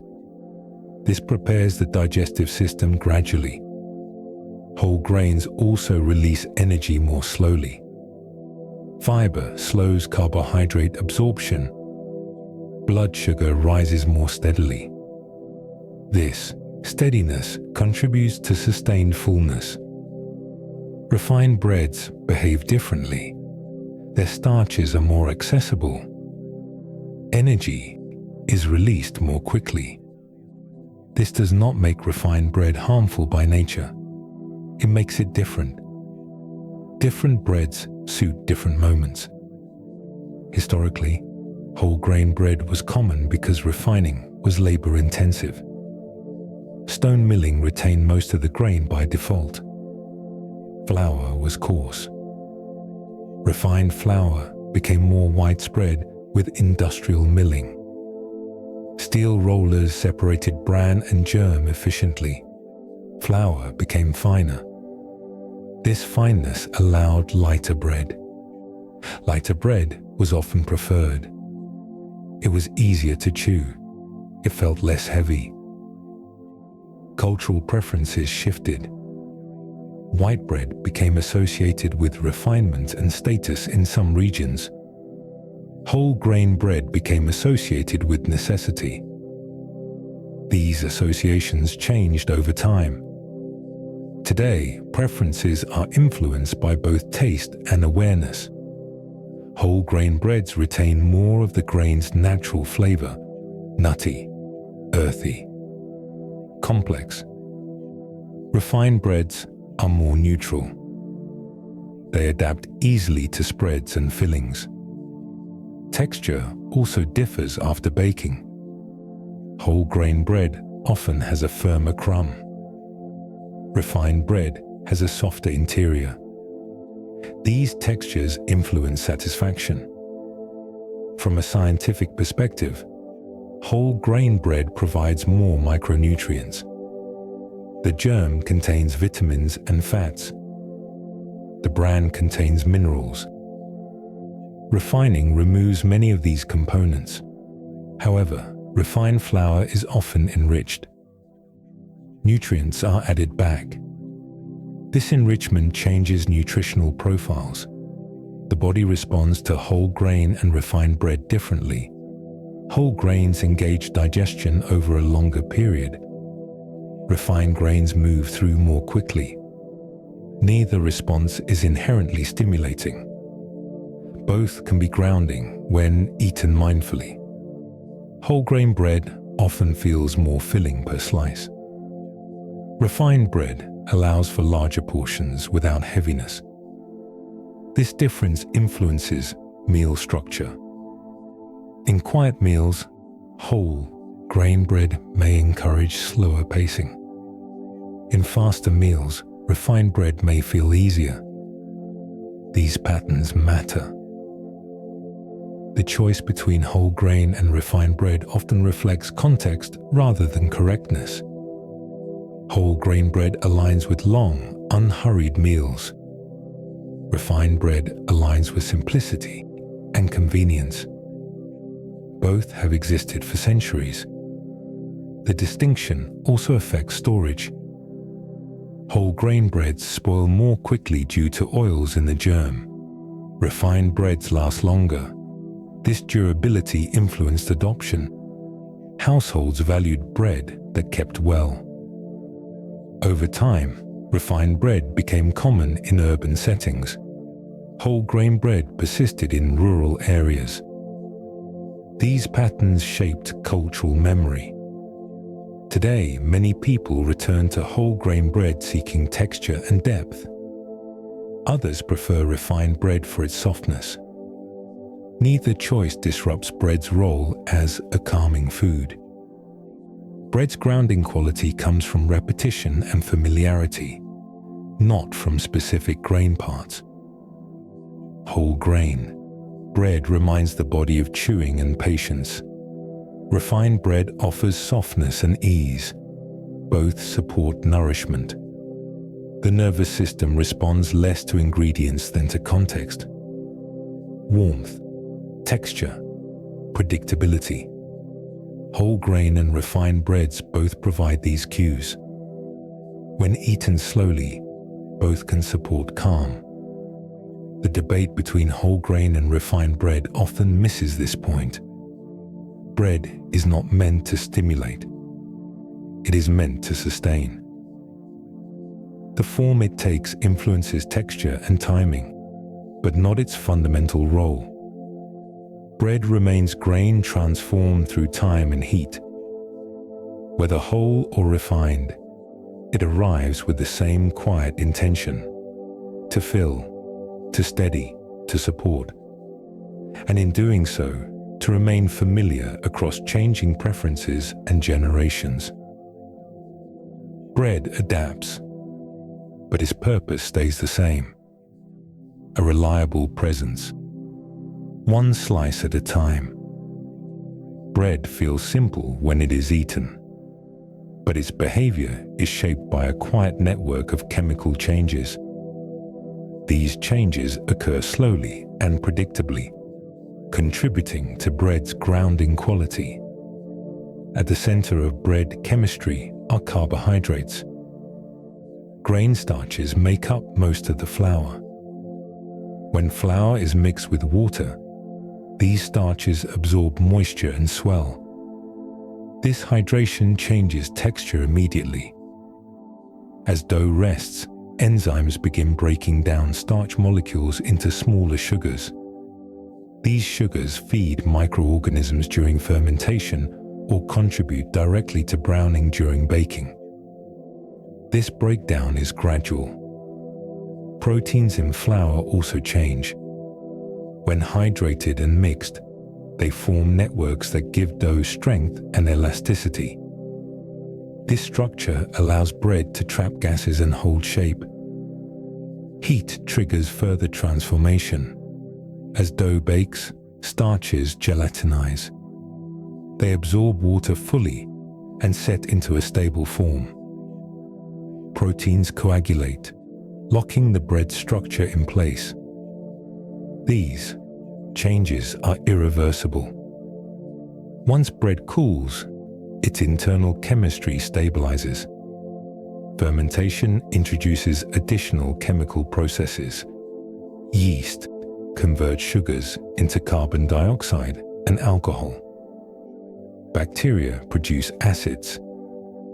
These byproducts affect flavor, texture, and digestibility. Acids lower pH, influencing enzyme activity. They slow starch digestion slightly.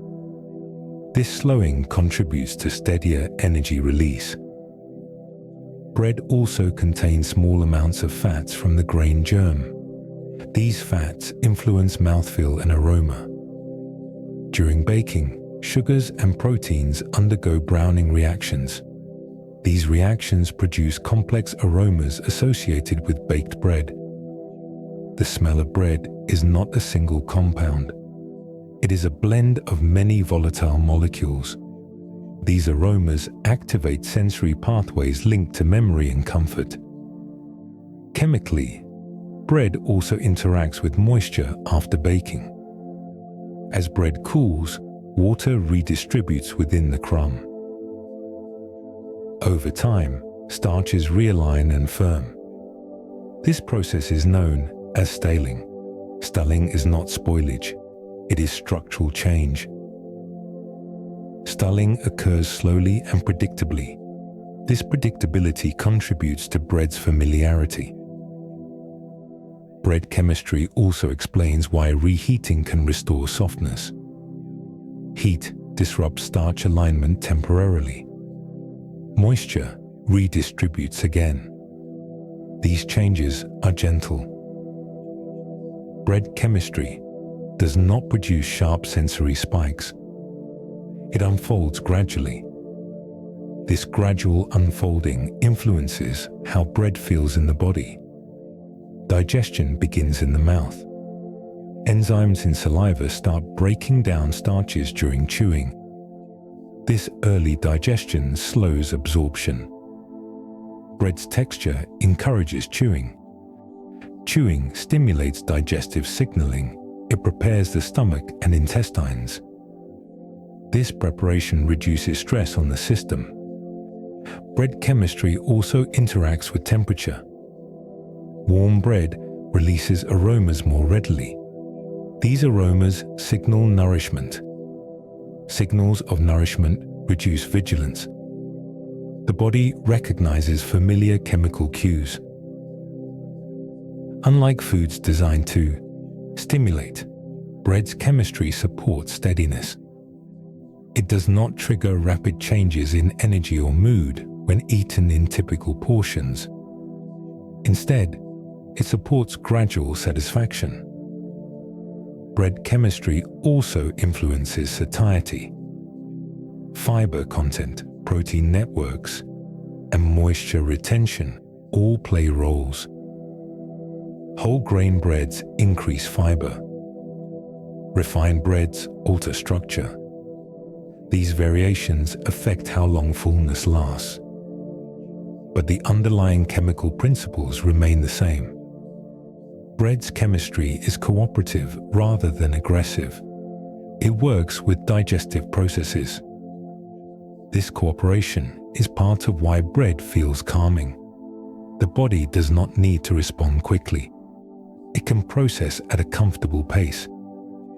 Bread chemistry also connects to smell memory. Certain compounds formed during baking are strongly associated with warmth and home. These associations are learned over time. Repeated exposure strengthens them. Chemistry becomes memory. Memory becomes comfort. Bread does not rely on novelty to be appealing. Its chemical profile is stable. This stability reduces sensory uncertainty. The nervous system responds positively to predictability. Bread chemistry provides this predictability. Each loaf behaves within a known range. Texture, aroma, taste. Even when variations occur, they are familiar. Bread chemistry is not dramatic. It does not seek attention. It quietly transforms grain into something nourishing and steady. These chemical processes have been occurring for thousands of years. They have not needed improvement. Bread remains chemically simple compared to many modern foods. This simplicity supports calm. When bread is eaten, the body receives signals it understands. Warmth, carbohydrate, texture. These signals align with basic needs. Bread chemistry reinforces the idea that nourishment can be slow and sufficient. Nothing urgent is required. Digestion proceeds. Energy is released. The body settles. Bread's chemistry completes its work quietly, long after the loaf has cooled. And in that quiet completion, bread continues to do what it has always done. Support, steady, ground, without asking for attention, just as it always has. Bread affects the body in ways that extend beyond nourishment. Its interaction with the nervous system is subtle, steady, and largely indirect. The nervous system is constantly evaluating safety. It responds not only to threats, but to patterns. Familiarity, predictability, and rhythm all influence how alert or relaxed the body feels. Bread provides many of these cues at once. One of the most immediate interactions occurs through eating behavior. Bread requires chewing. Chewing activates muscles in the jaw and face that are linked to parasympathetic activity. This activity signals the body to slow. Slow chewing increases saliva production. Saliva contains enzymes that begin digestion gently. This early digestion reduces strain later in the process. When digestion begins smoothly, the nervous system remains calm.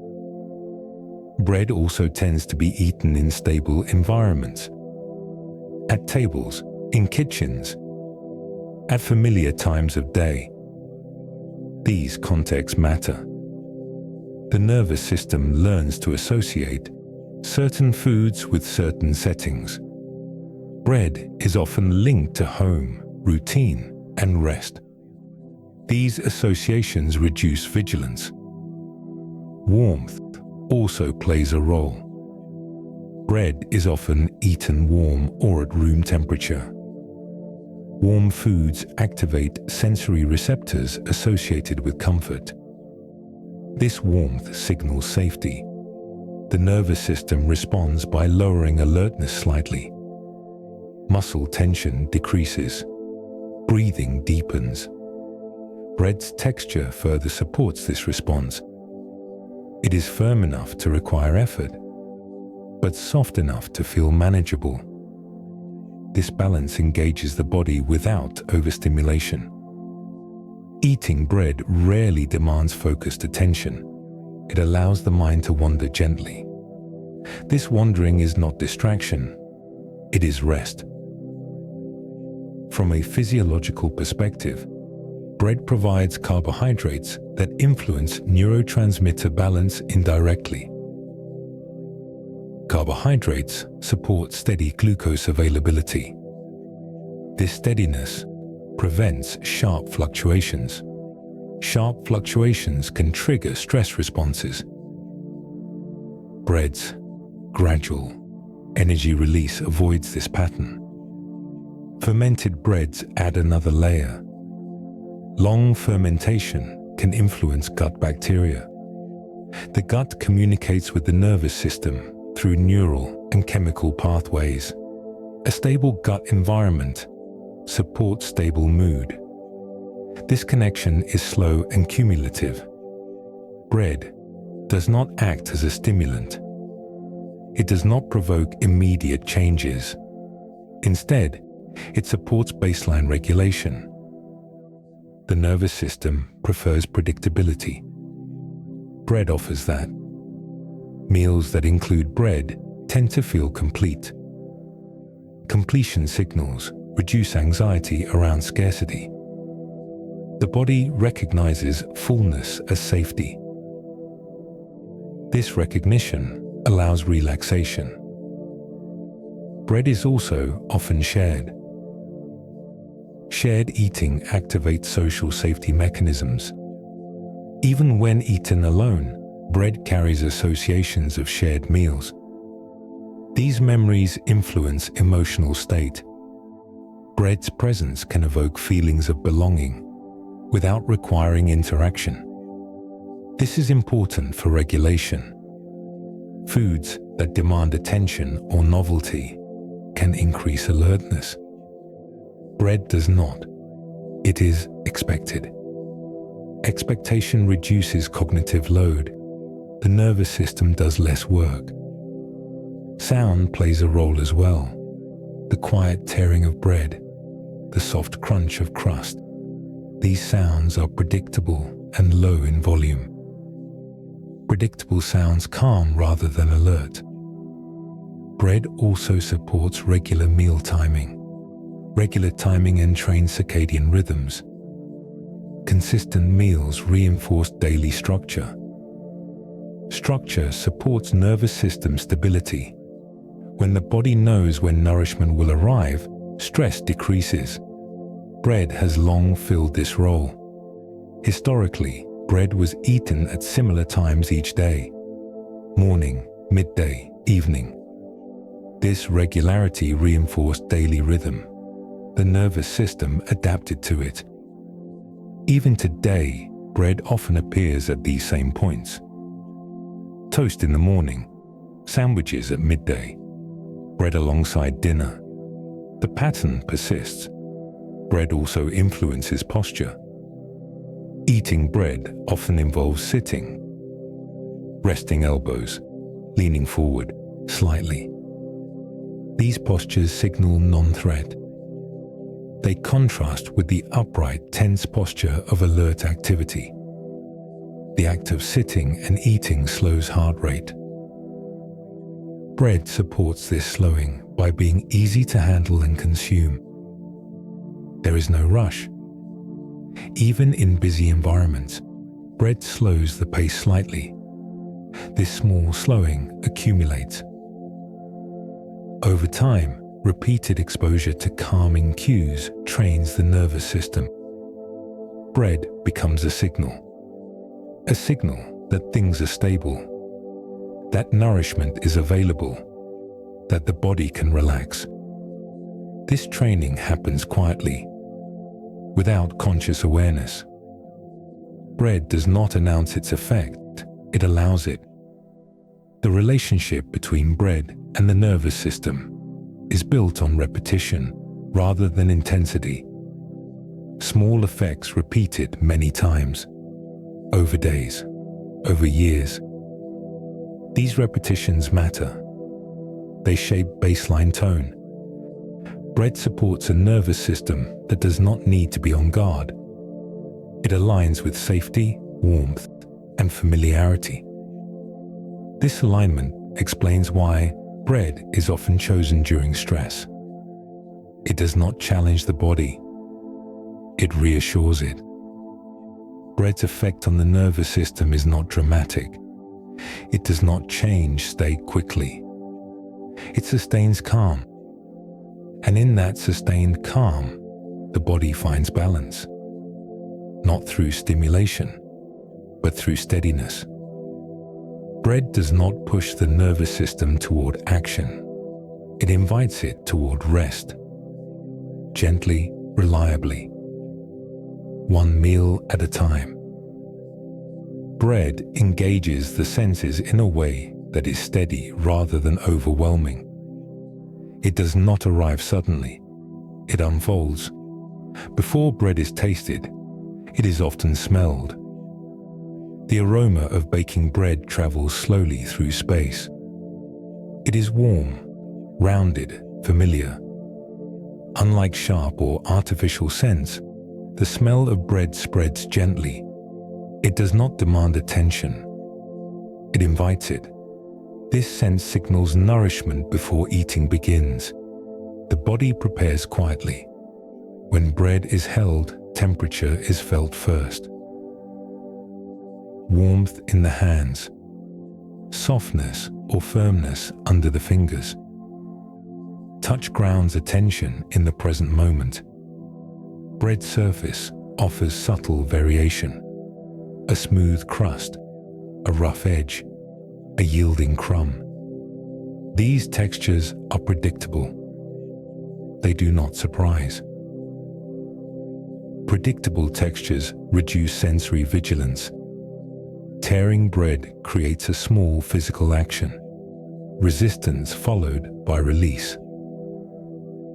The motion is slow and controlled. This movement engages muscles gently. The sound that accompanies tearing is soft. Oh, muted pull, a quiet crackle. These sounds are low in volume and familiar. They do not startle.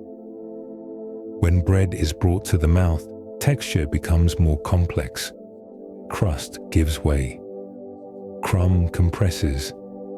Chewing introduces rhythm. Chewing is repetitive by nature. Jaw muscles move in cycles. Pressure increases and releases. This rhythm mirrors calming bodily patterns. The act of chewing bread is rarely hurried. Its density encourages a measured pace. Taste unfolds gradually. Bread does not deliver intense flavor immediately. Its taste develops over several bites. Mild sweetness from starches, subtle bitterness from crust, a faint nuttiness from grain. These flavors are balanced. Balanced flavors do not demand interpretation. They allow attention to drift. Bread also interacts with saliva differently than many foods. It absorbs moisture. It softens slowly. This interaction extends the eating experience. Extended eating reinforces calm. Warm bread amplifies aroma during chewing. Heat releases volatile compounds gently. Smell and taste combine. This combination strengthens sensory integration. Integrated sensory input feels complete rather than scattered. Bread rarely competes with other sensory input. It does not clash with sound. It does not require visual focus. It fits into quiet environments easily. Bread's color palette is also calming. Browns, tans, soft golds. These colors are associated with earth and warmth. They signal stability. Visual familiarity reduces cognitive load. Bread's appearance does not change dramatically from moment to moment. It remains consistent as it is eaten. Consistency reassures the senses. Temperature changes gradually as bread cools. Warmth fades slowly. This gradual changes is predictable. Predictability allows the nervous system to relax. Bread also carries memory through the senses. Smell links to past kitchens. Taste recalls familiar meals. These memories are often neutral or comforting. The sensory experience of bread rarely evokes urgency. It does not provoke excitement or alertness. Instead, it supports presence. Presence does not require effort here. It emerges naturally through engagement. Bread's sensory profile is simple but layered. No single sense dominates. This balance prevents overload. Foods that overwhelm the senses can activate alert responses. Bread does the opposite. It distributes sensory input evenly. This distribution encourages settling. Even the act of finishing bread feels gentle. There is no abrupt end. The last bite blends into fullness. Fullness signals completion. Completion allows rest. Bread's sensory experience aligns with the body's preference for slow, coherent input. It does not fragment attention. It gathers it softly, because bread has been eaten. For so long, the senses recognize it quickly. There is little need to analyze. Recognition reduces mental activity. The body knows what to expect. This knowing is calming. Bread does not entertain the senses. It supports them. It creates an environment where nothing unexpected occurs. This environment allows the mind to loosen its grip. The sensory experience of bread is not meant to impress. It is meant to sustain. And through that sustaining quality, it becomes deeply familiar. Bread is felt, smelled, tasted, heard, quietly, without drama, without urgency. And in that quiet sensory completeness, the body finds ease, one bite following another, until there is nothing left to do and nothing left to notice, just warmth and rest. Bread appears in nearly every culture where grain is grown, yet it rarely looks the same in two places. Its variations reflect climate, agriculture, and daily life, rather than deliberate design. In the Middle East, flatbreads such as pita and lavash have long been central to meals. They bake quickly. They remain flexible. They are used to scoop, wrap, and share. These breads support communal eating. Dishes are placed in the center. Bread moves between hands. The act of sharing slows the meal. In parts of Europe, dense loaves became common. Rye breads in northern regions. Wheat loaves in temperate zones. These breads are sliced, eaten over several days. Paired with simple foods, the loaf becomes a constant presence in the household. In East Africa, fermented flatbreads like injera are made from teff. The batter ferments slowly. The bread cooks softly. Injera is both food and surface. Meals are eaten directly from it. This integration reduces separation between food and table. In South Asia, breads such as chapati and roti are cooked fresh for each meal. They are rolled thin, cooked quickly, eaten warm. The repetition of rolling and cooking becomes a daily rhythm. These breads do not store well. They belong to the present moment. In Central and Eastern Europe, sourdough traditions persisted for centuries. Starters were passed through families. Baking occurred weekly or bi-weekly. Large loaves were made to last. These breads carried memory of ovens, of shared labor, of waiting. In Latin America, corn-based breads and flatbreads emerged. Tortillas made from nixtamalized corn became central. This process improves nutrition and texture. Tortillas are cooked daily, eaten warm, stacked and shared. The smell of cooking corn fills homes gently. In parts of Asia, rice took precedence over bread, but wheat bread still appeared in certain regions. Steamed buns, pan-fried flatbreads. These breads fit into existing culinary patterns. Across cultures, bread often occupies a humble position. It supports other foods. It does not compete with them. This humility allows bread to integrate easily. Bread traditions often include ritual without ceremony. Hands learn movements. Timing becomes intuitive. Knowledge is transmitted quietly. Children learn by watching, by helping, by repeating. Bread rarely requires instruction manuals. The tools are simple. The techniques are embodied. Bread also adapts to social structure.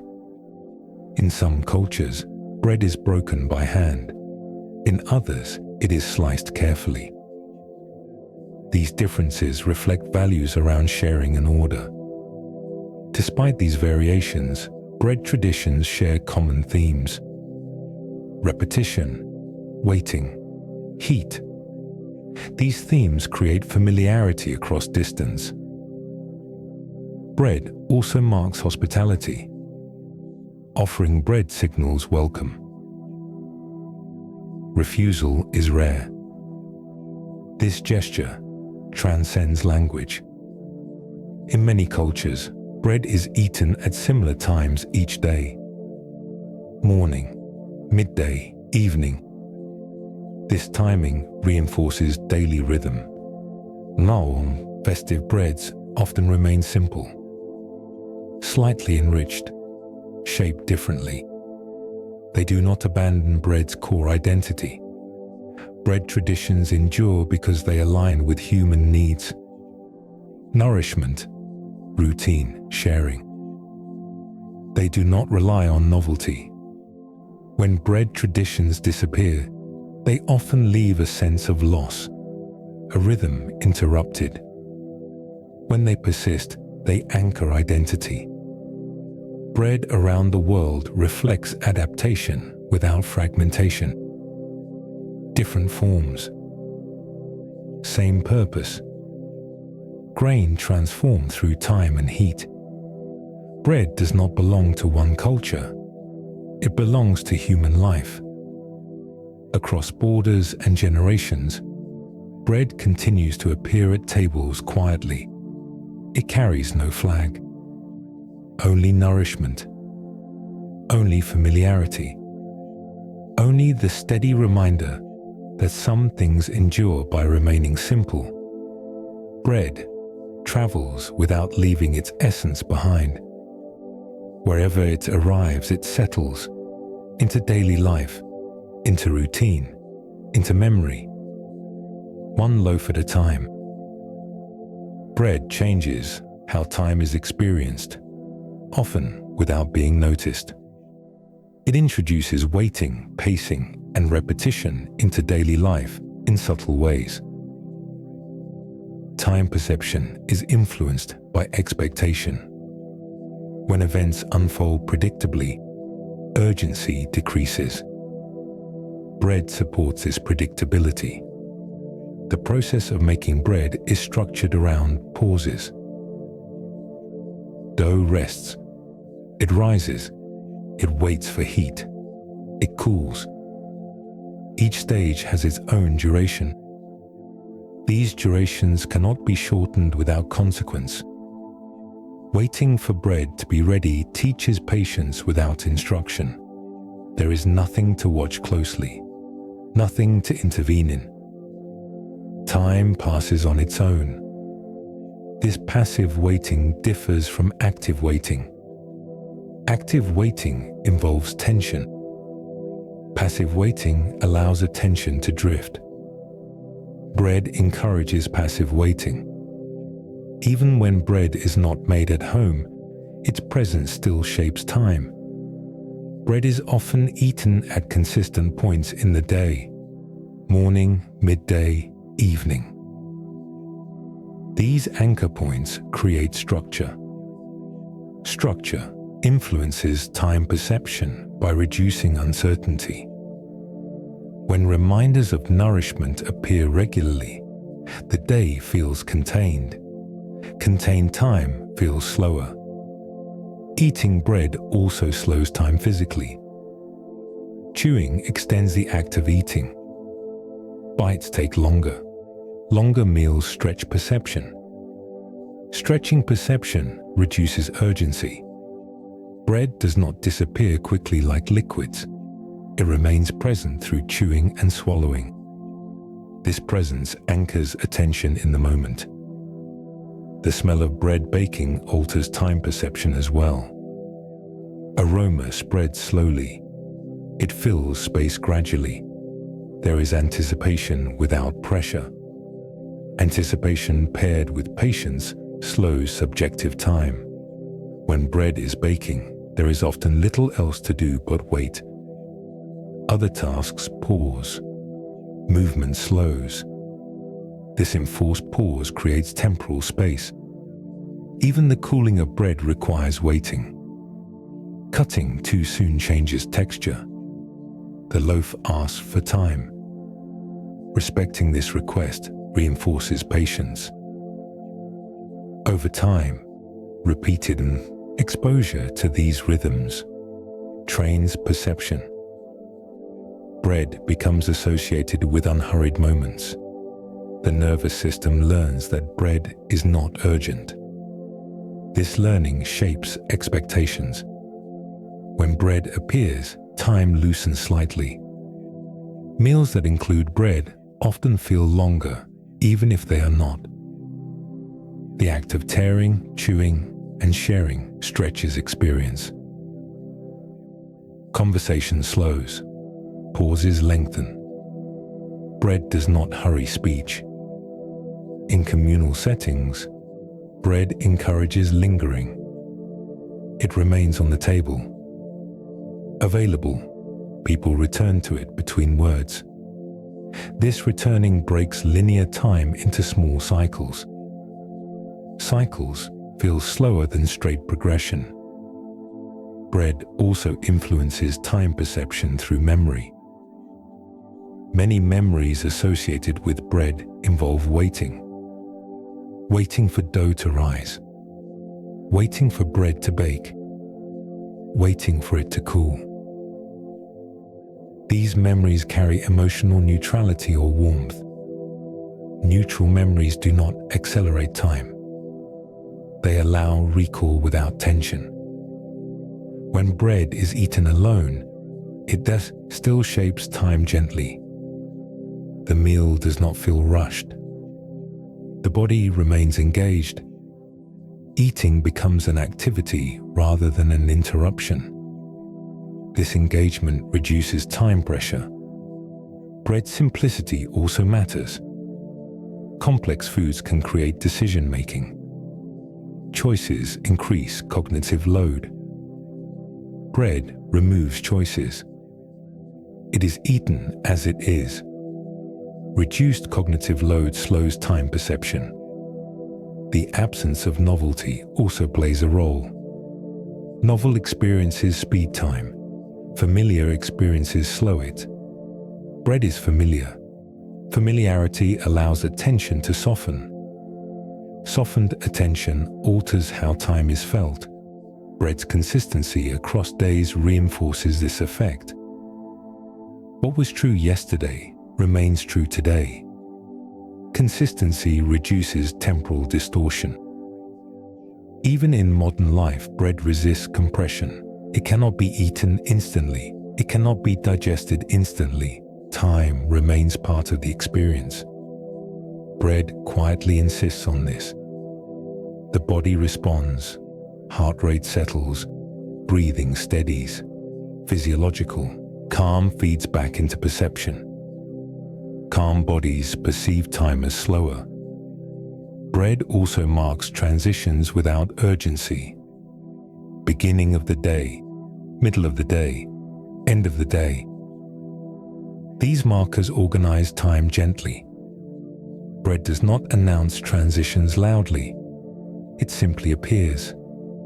This appearance signals continuity rather than change.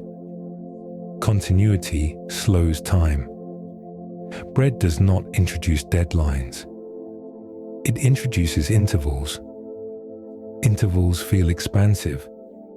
Through repetition, bread teaches that waiting is not absence.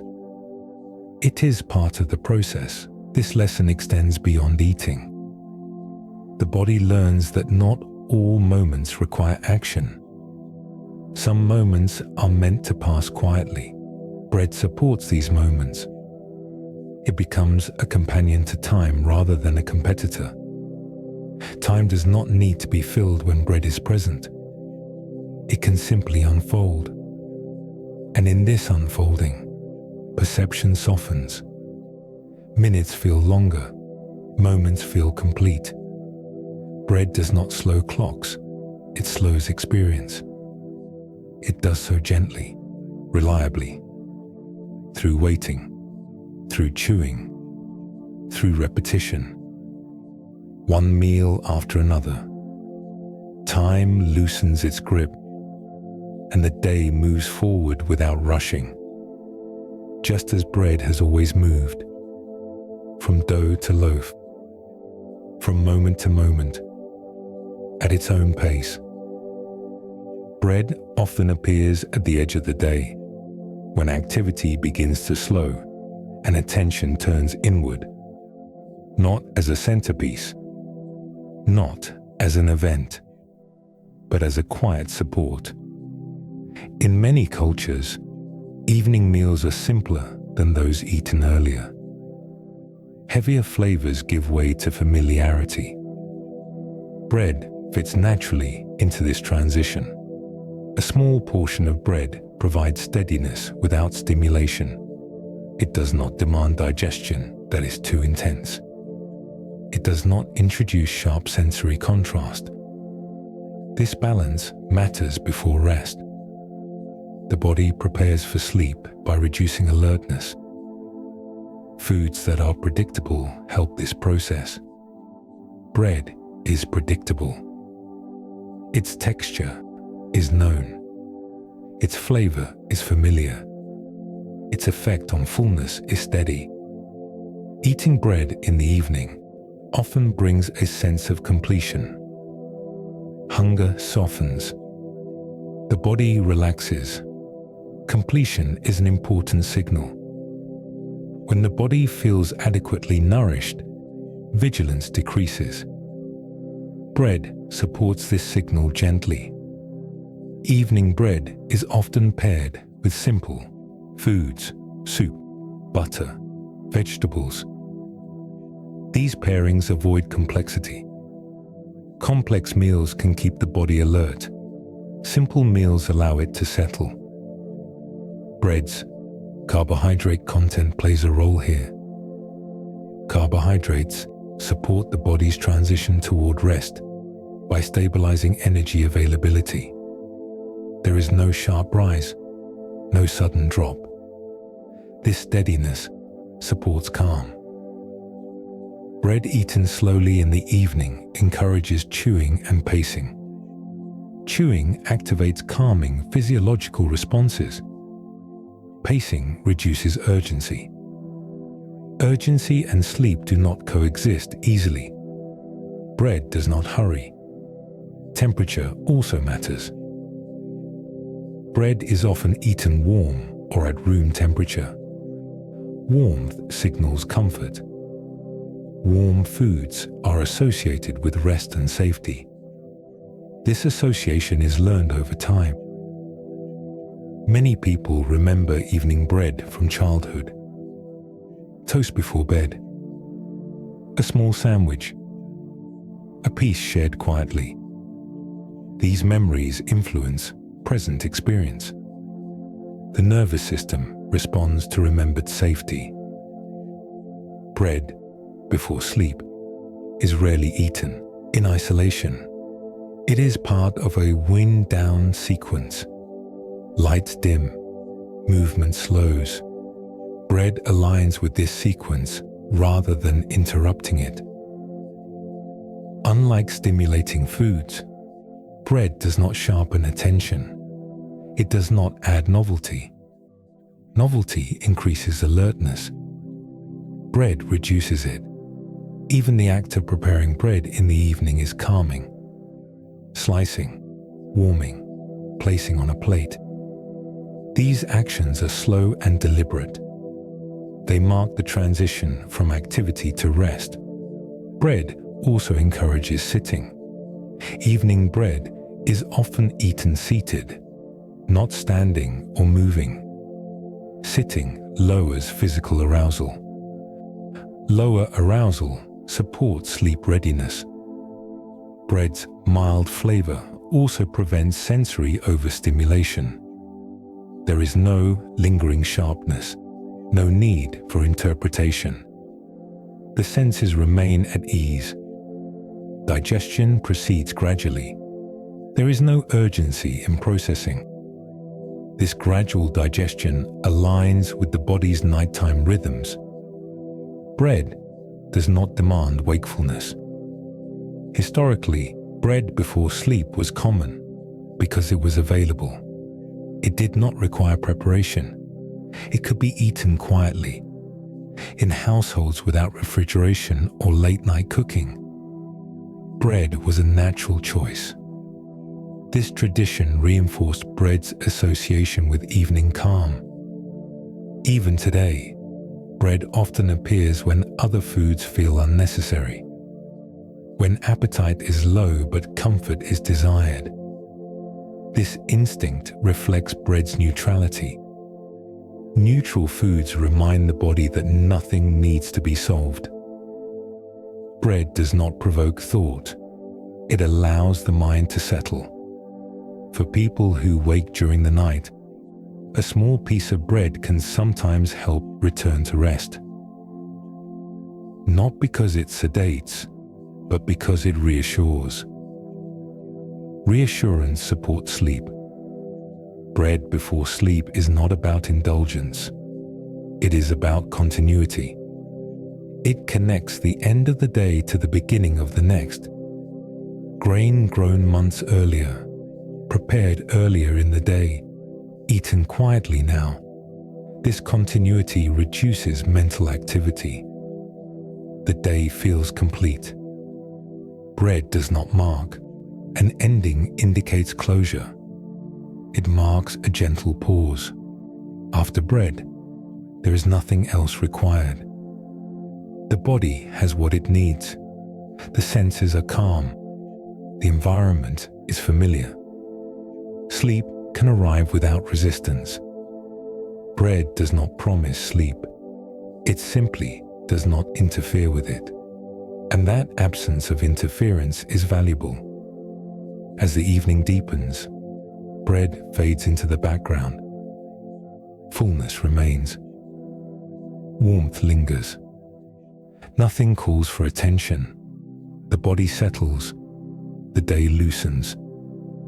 Bread has done its quiet work, not as a solution, but as a companion to rest.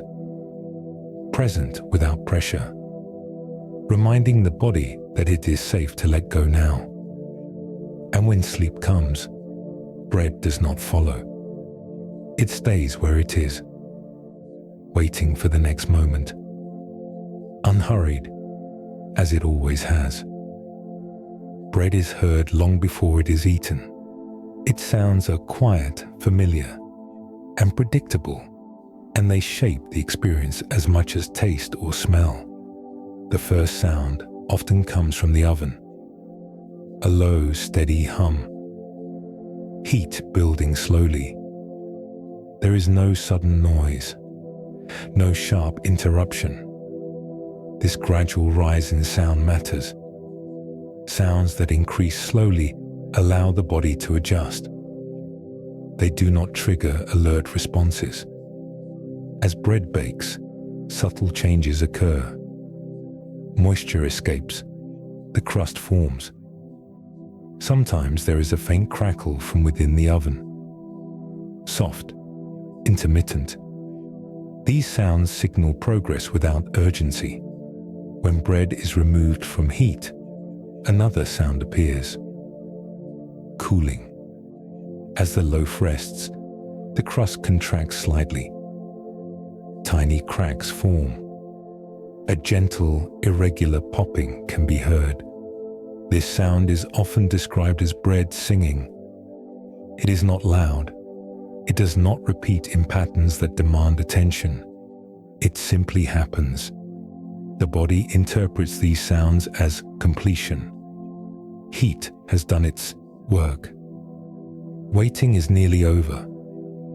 This transition is calming. Cutting or tearing bread introduces new sounds. A soft resistance, a muted tear. There is no sharp snap, no high-pitched break. The sound remains low and contained. Low-frequency sounds are generally less stimulating. They do not activate startle responses. Bread stays within this range. The sound of slicing through crust is steady and controlled. Pressure increases, then releases. This release is predictable. Predictability reduces vigilance. Even chewing bread produces sound, a quiet compression, a gentle rhythm. Chewing sounds are internal and repetitive. They reinforce bodily rhythm. These rhythms mirror breathing and heartbeat. Synchronization encourages calm. Bread also produces sound through handling. The soft thud of a loaf placed on a surface. The muted contact of bread with a plate. These sounds are dampened by texture. Bread absorbs impact rather than amplifying it. This absorption prevents sharp noise. In kitchens, bread sounds blend easily with the environment. They do not compete with conversation. They do not interrupt silence. Bread fits into quiet spaces naturally. The absence of sound is also important. Bread often sits silently, waiting. Silence paired with expectation is calming. When the body expects silence, it feels safe. Bread preparation includes many moments of quiet. Dough resting, bread cooling, slices waiting on a plate. These silent intervals create auditory rest. Auditory rest supports nervous system regulation. In contrast, many modern foods involve loud packaging, crinkling, snapping, artificial sounds. Bread does not. Its sounds come from physical processes rather than manufacturing. This natural origin matters. The nervous system responds differently to organic sounds than to abrupt mechanical ones. Bread sounds are organic. They arise from heat, moisture, and texture. These are familiar processes. Familiar processes reduce alertness. The sound of bread is also deeply tied to memory. The crackle of a crust cooling. The sound of toast being pulled apart. These sounds often occur in safe environments. Homes, kitchens, shared spaces. Over time, the brain links these sounds to comfort. This association strengthens with repetition. Bread does not surprise the ear. It reassures it. The sounds of bread do not change rapidly. They unfold slowly. Slow auditory change encourages relaxation. The absence of urgency in bread sounds mirrors the absence of urgency in its role. Bread does not signal danger. It signals nourishment. When bread is present, the soundscape becomes softer. Movement slow, voices lower, the environment adjusts. Even when bread is eaten alone, its sounds fill space gently. They provide subtle feedback without distraction. This feedback grounds attention. The sound of bread is part of its ritual, from baking to eating to resting. Each sound marks a stage. These stages create order. Order reduces cognitive load. Bread does not need music. It carries its own quiet rhythm, a rhythm built from warmth, pressure, and release. This rhythm aligns with the body's natural pacing. Listening to bread does not require focus. It happens in the background. And because it happens in the background, it does not compete for attention. The sound of bread supports stillness. It accompanies waiting. It reinforces patience. In a world filled with sharp alerts and constant noise, bread offers a different auditory experience, one that is slow, soft, contained. The sound of bread does not pull the body outward. It draws it inward, toward warmth, toward familiarity, toward rest. And once the sound fades, nothing is missing. Silence remains. Bread has said what it needed to say, quietly, without demand. Bread has a quiet way of being present without asking anything in return. It does not interrupt. It does not demand attention. It simply stays. This is part of why bread has followed human life so closely for so long. It does not need conversation to feel complete. It does not need explanation to belong. Bread can sit beside you while you read, while you work, while you rest. Its presence fills space gently. Many foods arrive with expectation. They ask to be noticed. They invite reaction. Bread does not. It is content to exist alongside whatever moment is already happening. This quality makes bread a companion rather than a focus. It can be shared, but it does not require sharing. It can be eaten alone without turning that moment into loneliness. When bread is present, hands have something to hold, something to tear, something to return to. This simple engagement grounds attention. Bread provides sensory involvement without mental demand. Texture, warmth, weight. These sensations occupy the body lightly, leaving the mind free to drift. Bread does not compete with thought. It supports it. For many people, bread is present during ordinary moments. A slice beside a bowl, a piece wrapped in cloth, a loaf resting nearby. These moments are not marked as special. They are simply lived. Bread's neutrality allows it to fit into many emotional states. It does not amplify joy. It does not deepen sadness. It accompanies both quietly. This emotional neutrality is comforting. Foods that push mood can feel intrusive. Bread does not push. It remains steady. Bread also carries memory without forcing recall. The smell of a familiar loaf, the feel of crust between fingers. These memories surface gently, if at all. They do not demand attention. Bread's companionship is non-judgmental. It does not respond to pace. It does not react to silence. It remains the same whether the room is full or empty. This consistency matters. Consistency signals safety. The body relaxes when it does not need to monitor change.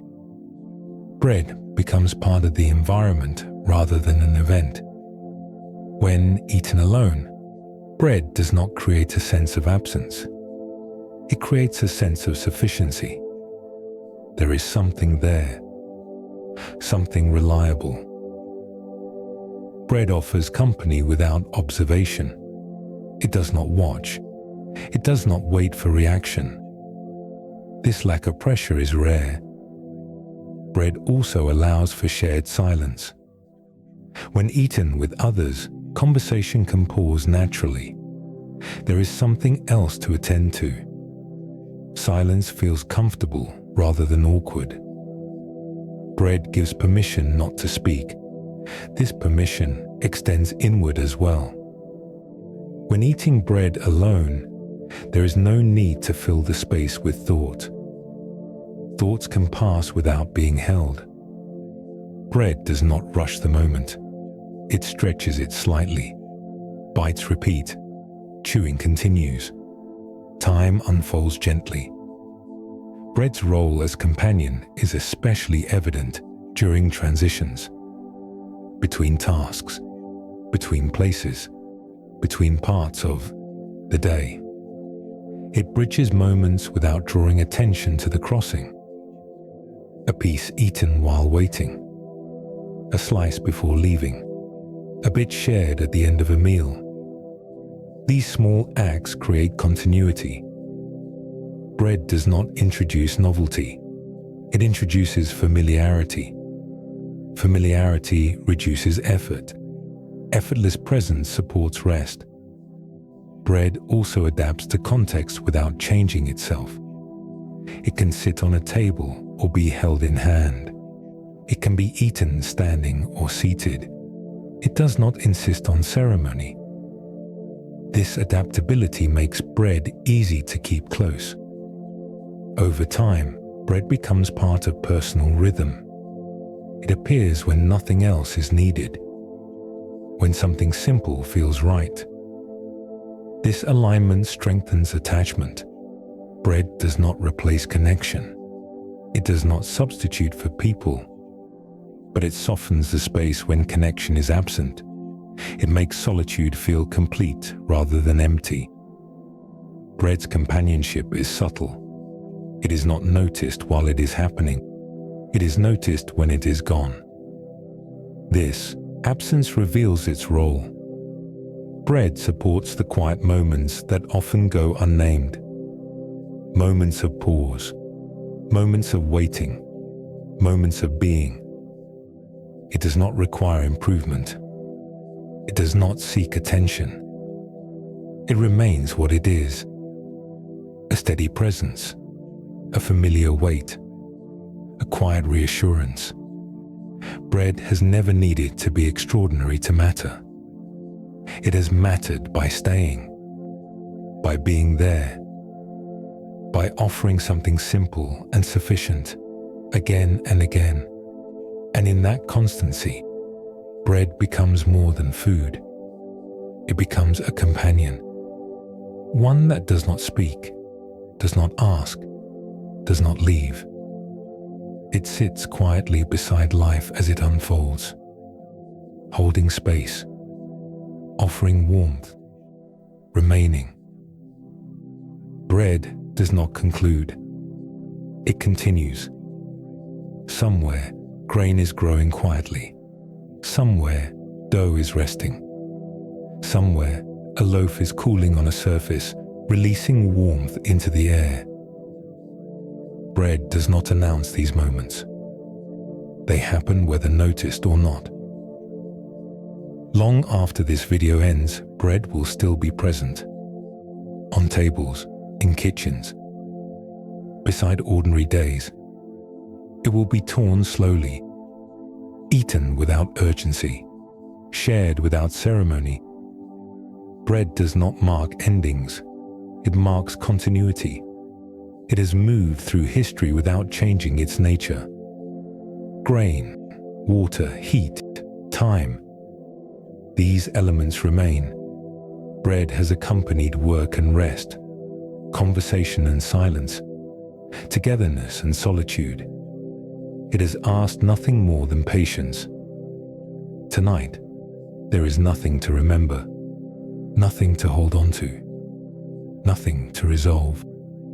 The facts can settle the way crumbs do, quietly, naturally. If your attention drifts, that is enough. If sleep arrives, that is enough. Bread does not need to be understood to be comforting. It only needs to exist, and it will, waiting somewhere nearby for another moment, another day, another simple pause. For now, you can let go.